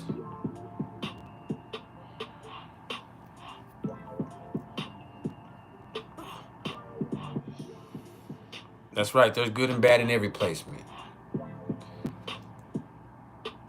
But all of that is why Libra rising is number 3 on the list of the price list, top 10 most misunderstood placements in astrology. Now, sorry, that's itching. Try not to scratch it. Now, number 2 on the list of the price list, top 10 misunderstood placements in astrology. Let me open this up. Hold on. Ooh, that's sexy. Now I gotta get the right. Let me get the right. Hold on. Number 2 on the list of the price list, top 10 most misunderstood placements in astrology. This is the Black Moon Lilith in Scorpio. See, as soon as you hear that, once you understand what Lilith is supposed to be and you understand what Scorpio is, the first thing that you think is, this sounds like the ultimate freak.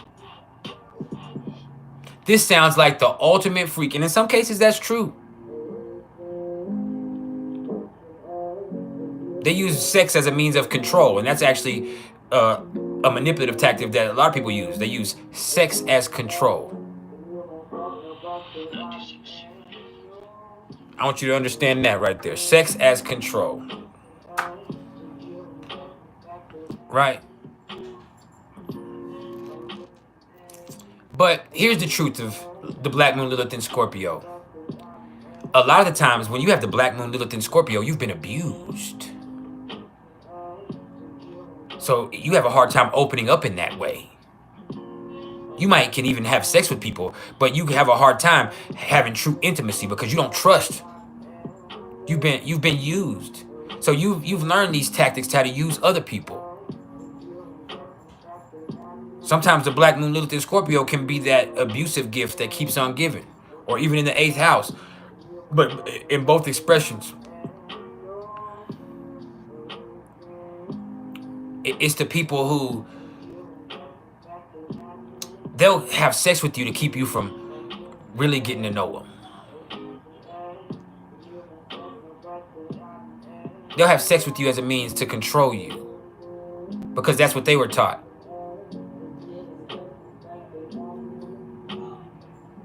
That's the truth.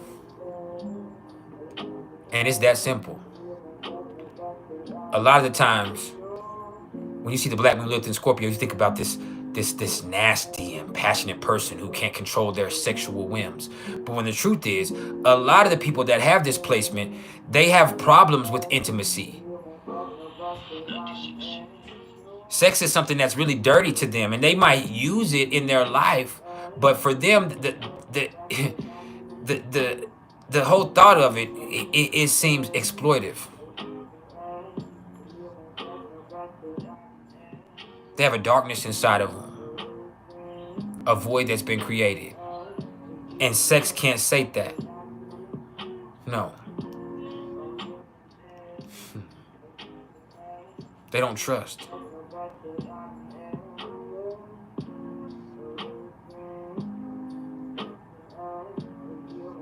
They don't trust. And that's why they're number 2 on the list of the PrIcElEs top 10 most misunderstood placements in astrology.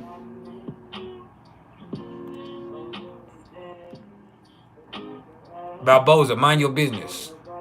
This is my list. This is my time. Cool your jets and just chill. If you ain't paying no bills, then you don't run shit.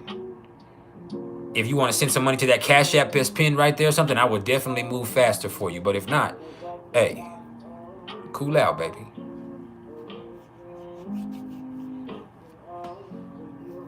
Now, number 1 on the list of the PrIcElEs top 10 most misunderstood placements in astrology.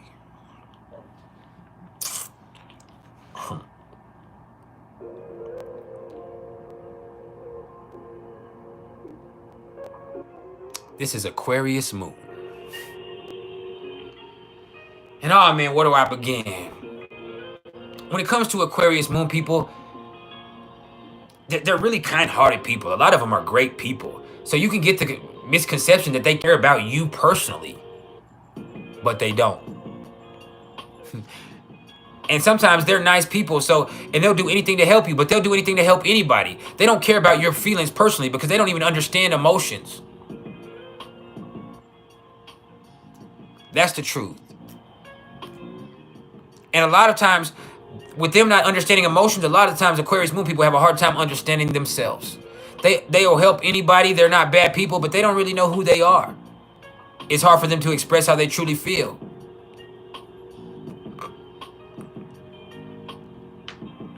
A lot of them are living lies.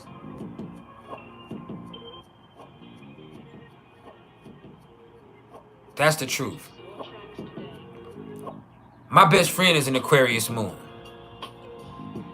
And I honestly believe that he's gay. But he would never know it. He would never show it because he doesn't identify with it. That's the truth. I've seen him with women. I've seen women with him, and it's awkward.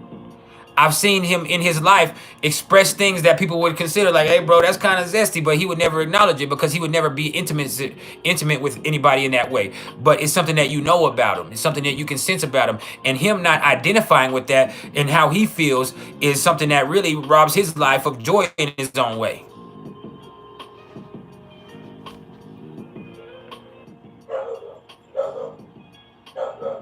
That's the truth.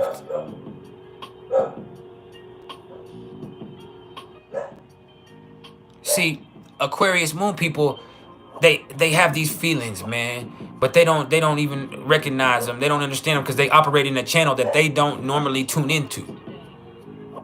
Their own emotions are impersonal to them. So he does what he's supposed to do, my friend. He does what he's supposed to do. He lives this life of what he's supposed to do. But because of that, his relationships suffer. Because of that, his life is awkward to himself. He helps so many people. Like, man, if you went to his house right now and you told him you knew me, hell, you don't even have to tell him you knew me. If you go to his house and you need somewhere to live, you can live with him right now. You can go live with him right motherfucking now. Anybody can. That's the truth. But if you try to talk to him about your feelings, he's not going to know what the fuck to do.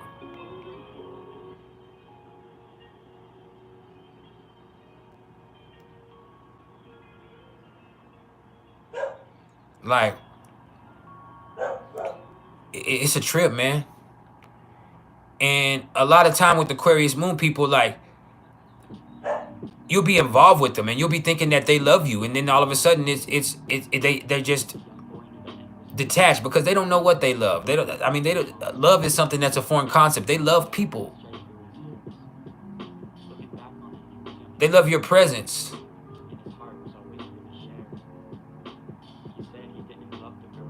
But do they understand themselves enough to love anybody? Do they understand what love is? Do they understand what emotion is? That's the question that's really, really, really, really plaguing to them. I love Aquarius moon people. Hell, my moon is in Aquarius in sidereal or in Vedic astrology. But I mean, we all know I'm a Pisces moon. But in all seriousness, people with those Aquarius moons, they can isolate themselves. They can just have things about themselves that feels foreign to them. It's hard for you to understand them because they don't understand them.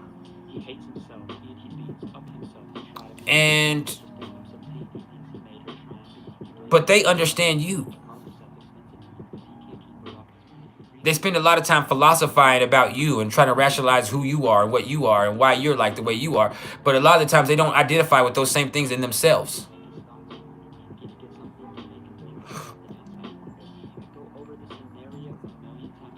You hear me? And that's a trip in its own right. That's interesting and crazy and fucked up and a whole bunch of shit.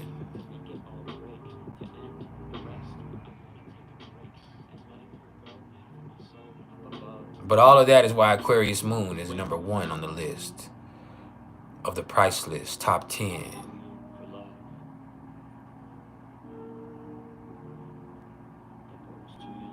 Most misunderstood placements. But let me tell you something, Wallflower. Here's the thing, is you said you love how Aquarius moons are so accepting to you. I mean, how open they are to you and how accepting they are to your craziness. But they're not really open to you. And they're not just accepting to your craziness because they care about you. They're accepting to everybody's craziness because they don't judge anybody. They don't judge anybody. And I know that sounds cool, but sometimes you need discernment.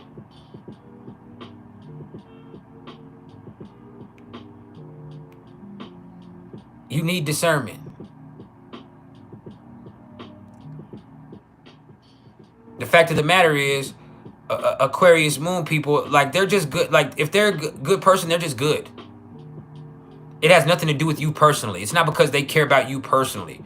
They want to help people. They'll do anything for anybody. And sometimes people get caught up like, man, that motherfucker loves me. Like, even my best friend, like, sometimes I'll be like, man, that motherfucker loves me. He'll do anything for me. But the truth is, that motherfucker do anything for anybody.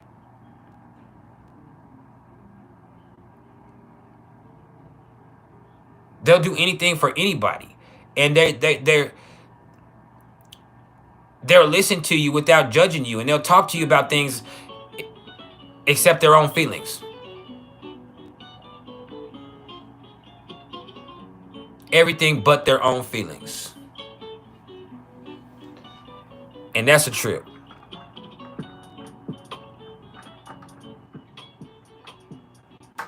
For real.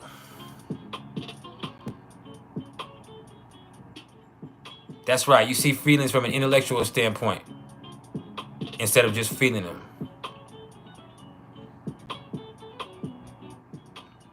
And that's why Aquarius moons are number 1. So to give y'all a quick rundown before we go, because I can't be here for long. Number 10 on the list of the price list, top 10 most misunderstood placements in astrology. This was Jupiter in Leo. And that's just because they're going to seem cocky and self-absorbed, but they're also fiercely loyal and they're extremely generous. They're fun and dramatic, but they're also sensitive and easily disappointed. They have very high standards for life, so that means they can get let down really easily. Their bravado can be misleading. They expect extravagance for life, but expecting extravagance can lead into some major disappointments.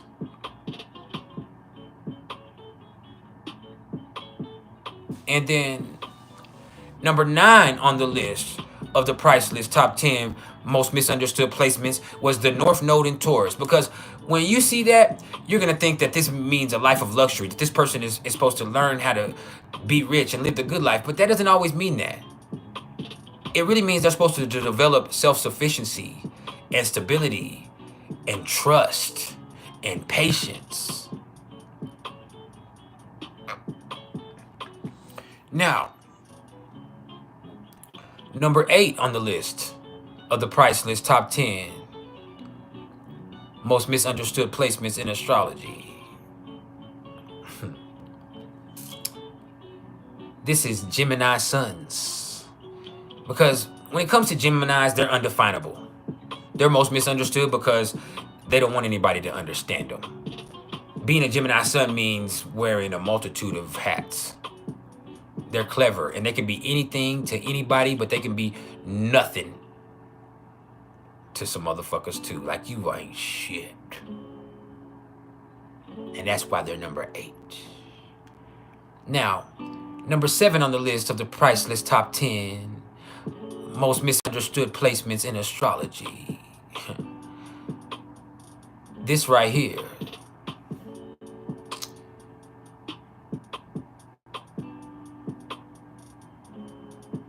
This is Mercury in Pisces, because people think they're dumb.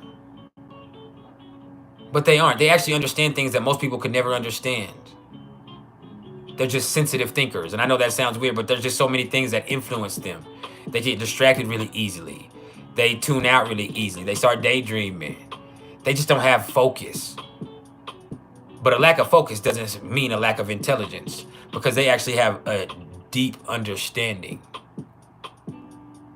They get it. Now, how do they express it? That's the question. Now, number 6 on the list of the PrIcElEs top 10 most misunderstood placements in astrology is Saturn in Sagittarius. Because some astrologers are gonna interpret this as having a lack of faith. But the truth is, people with Saturn in Sagittarius trust in what they know. They trust in the truth. They trust in the experiences that they've had. They develop a real understanding of things. It's real hard to mislead them because they trust what they know. They don't get caught up in the show. And that's why they're number 6 on the list.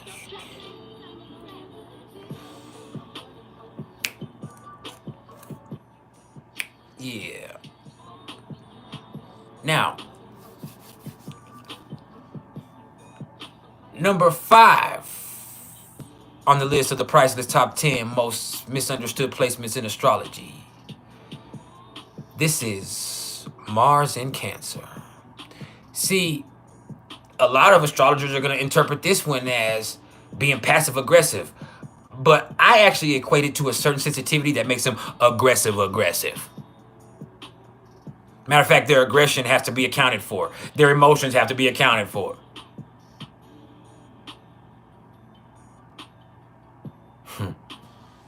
Sometimes Mars in Cancer will split your shit, tear your house up, destroy their own shit because they can't control their emotions.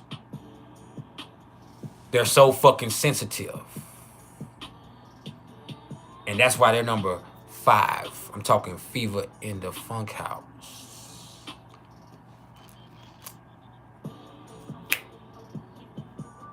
Now, number 4 on the list of the PrIcElEs top 10 most misunderstood placements in astrology. This is Venus in Capricorn. See, people who have Venus in Capricorn are going to be seen as being cold. But the truth is, they're just not fake. And they don't fuck with everybody. So they're not going to waste their time shooting this shit if y'all ain't building on something. That's in business or in pleasure. Nah, this is real. They're trying to build. That's why they're number 4. Number 3 on the list of the PrIcElEs top 10 most misunderstood placements in astrology. This is Libra rising. See, people with Libra rising are typically polite and cordial. They seem really nice. They seem really accommodating, but that doesn't mean they like you. Doesn't mean they have your best interest at heart. Being polite and nice and cordial doesn't mean they're a good person. Doesn't mean they like you. Doesn't mean that they're gonna help you. Fuck around and fuck your shit up. That's why they're number 3 on the list of the price list top 10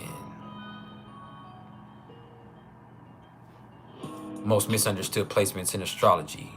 Now, number 2 on the list of the price list top 10 most misunderstood placements in astrology. This is the Black Moon Lilith in Scorpio. See, when you hear that, like I said earlier, it sounds like these are going to be the ultimate freaks. This is the Black Moon Lilith. This is Scorpio. And in some instances, they are. But it's not because they're about intimacy. It's because sometimes they use sex as a means of control.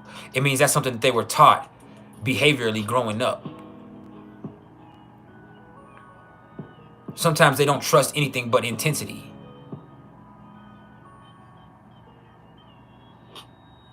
That's the truth. Sometimes they've been abused, so they have a hard time opening up in that way.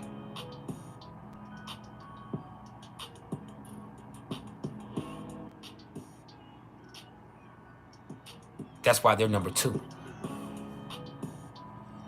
Now, number 1 on the list of the price list.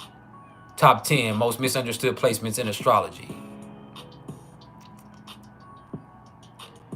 This is Aquarius moons. Because they're kind-hearted people. So it's easy for you to get the misconception that they care about you personally. But the fact of the matter is, they don't. They care about everybody. But you personally, as a person, that's hard for them to do because they don't really know if they care about they don't even know what they care about. They just know that they want to do the right thing. Emotions aren't easy for them. Not easily expressed or understood. And that's why they're number 1. Number 1 on the list of the price list top 10 most misunderstood placements in astrology. I hope all of y'all have got something out of this today. This has been a beautiful expression. It's been cool and all that shit. I think it's time for us to do something else now. So I'm going to take questions for 7 more minutes and then I got to go. So we got 7 minutes and then I'm out. So if anybody has anything they need to speak on, get it out of your way right now and then I got to go for real. If y'all fuck with me for real, hit that motherfucking CashApp. Help me go to the ear, nose, and throat doctor. Help me get this motherfucking hernia operated on. If you don't, then I see you too. Because I still love you. What's up, Chris H? Run it back, famo. It's been a beautiful experience. We'll be here tomorrow. Barring some unforeseen circumstances, we will be here tomorrow.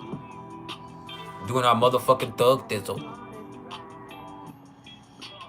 And we'll definitely be here. Even if we're not here tomorrow, we'll be here Thursday. We'll be here one of the next 2 days, maybe both of them. So bear with me.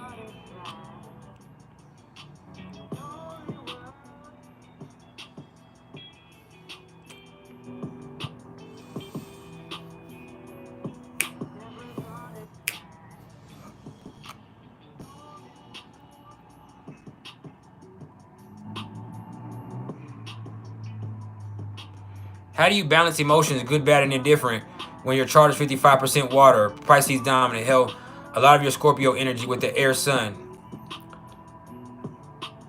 You talk to people. With the air sun, you relate to other people. You talk to them and you try to communicate your emotions the best way you can. You talk to people like you talk to me.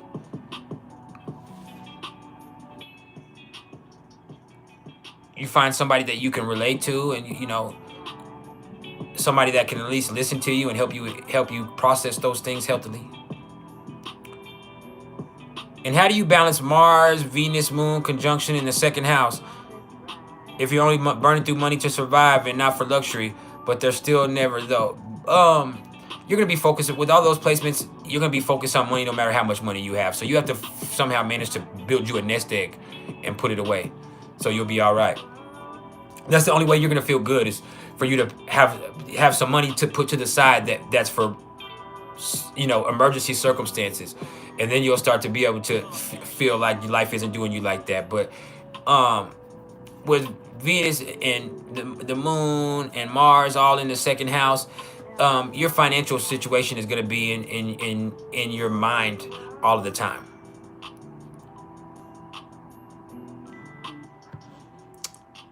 Is Saturn in Sagittarius similar to Saturn in the 9th house? Kind of. But see, you have to look at it as the house is the arena. The sign is the expression. So the sign is the energy, the house is where it plays out. Hold up, I see my wife pulling up. There goes my baby.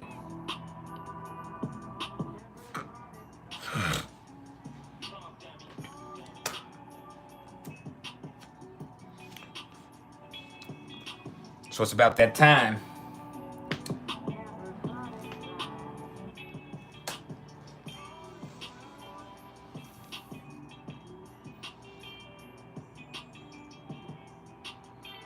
To do something else. Yeah.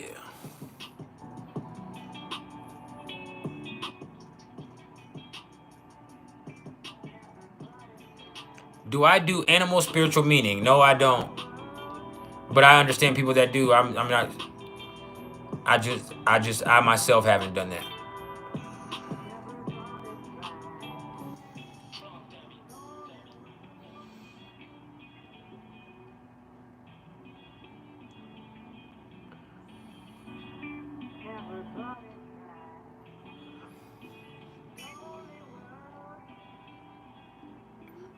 Straight like that. Sagittarius and Libra compatibility versus Sagittarius and Aquarius.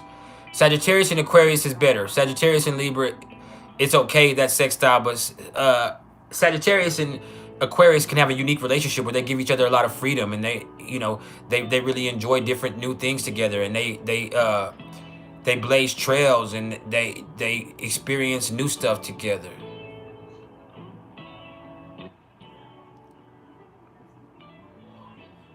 But Sagittarius and Libra,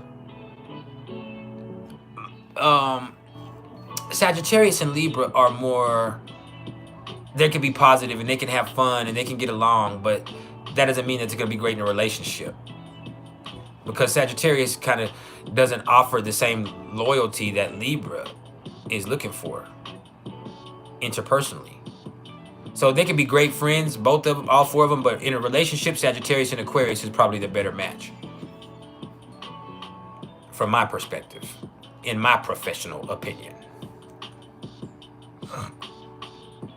It is.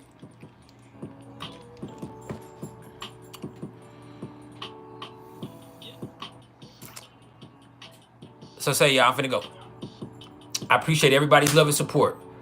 If any of y'all are interested in any astrological readings whatsoever, do not get at me in these comments. Get at me in my email, which is mr.turner1300@gmail.com. That's mr.turner1300@gmail.com. Now, Sagittarius and Pisces can be great. They can idealize each other, but they can also have issues. They can also have issues because nobody's seeing anything other than idealistically, but they can have a lot of faith in each other. They can really bring the best out of each other. They can really see positive things. They can really enjoy a spiritual union that a lot of people can't. But there's also going to be things where they're not able to see situations in themselves clearly. I appreciate the Cash App love, Cheryl Gray, by the way.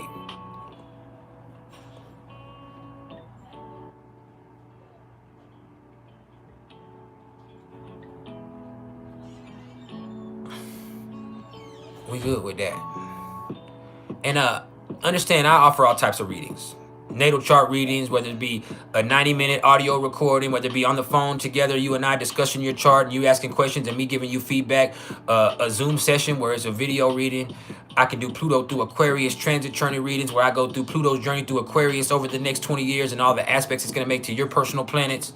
I can do every version of that, whether it be the phone call, the recorded version, or the Zoom session. I can do synastry readings where I'm looking at the energy and the energetic significance between you and whoever you want involved in your synastry reading. I do solar return readings. I do numerology readings. I do private consultations. I'm looking for another student. I want to put another. I'm almost done with my other apprentice, so I'm you know, within the next month, I'm looking to take on another one. But that's not cheap.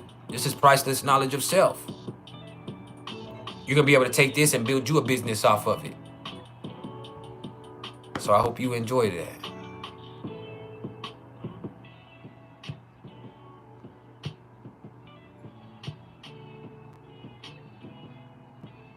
We finna get into some other shit. I appreciate everything. I love y'all. Y'all keep it chill till next time.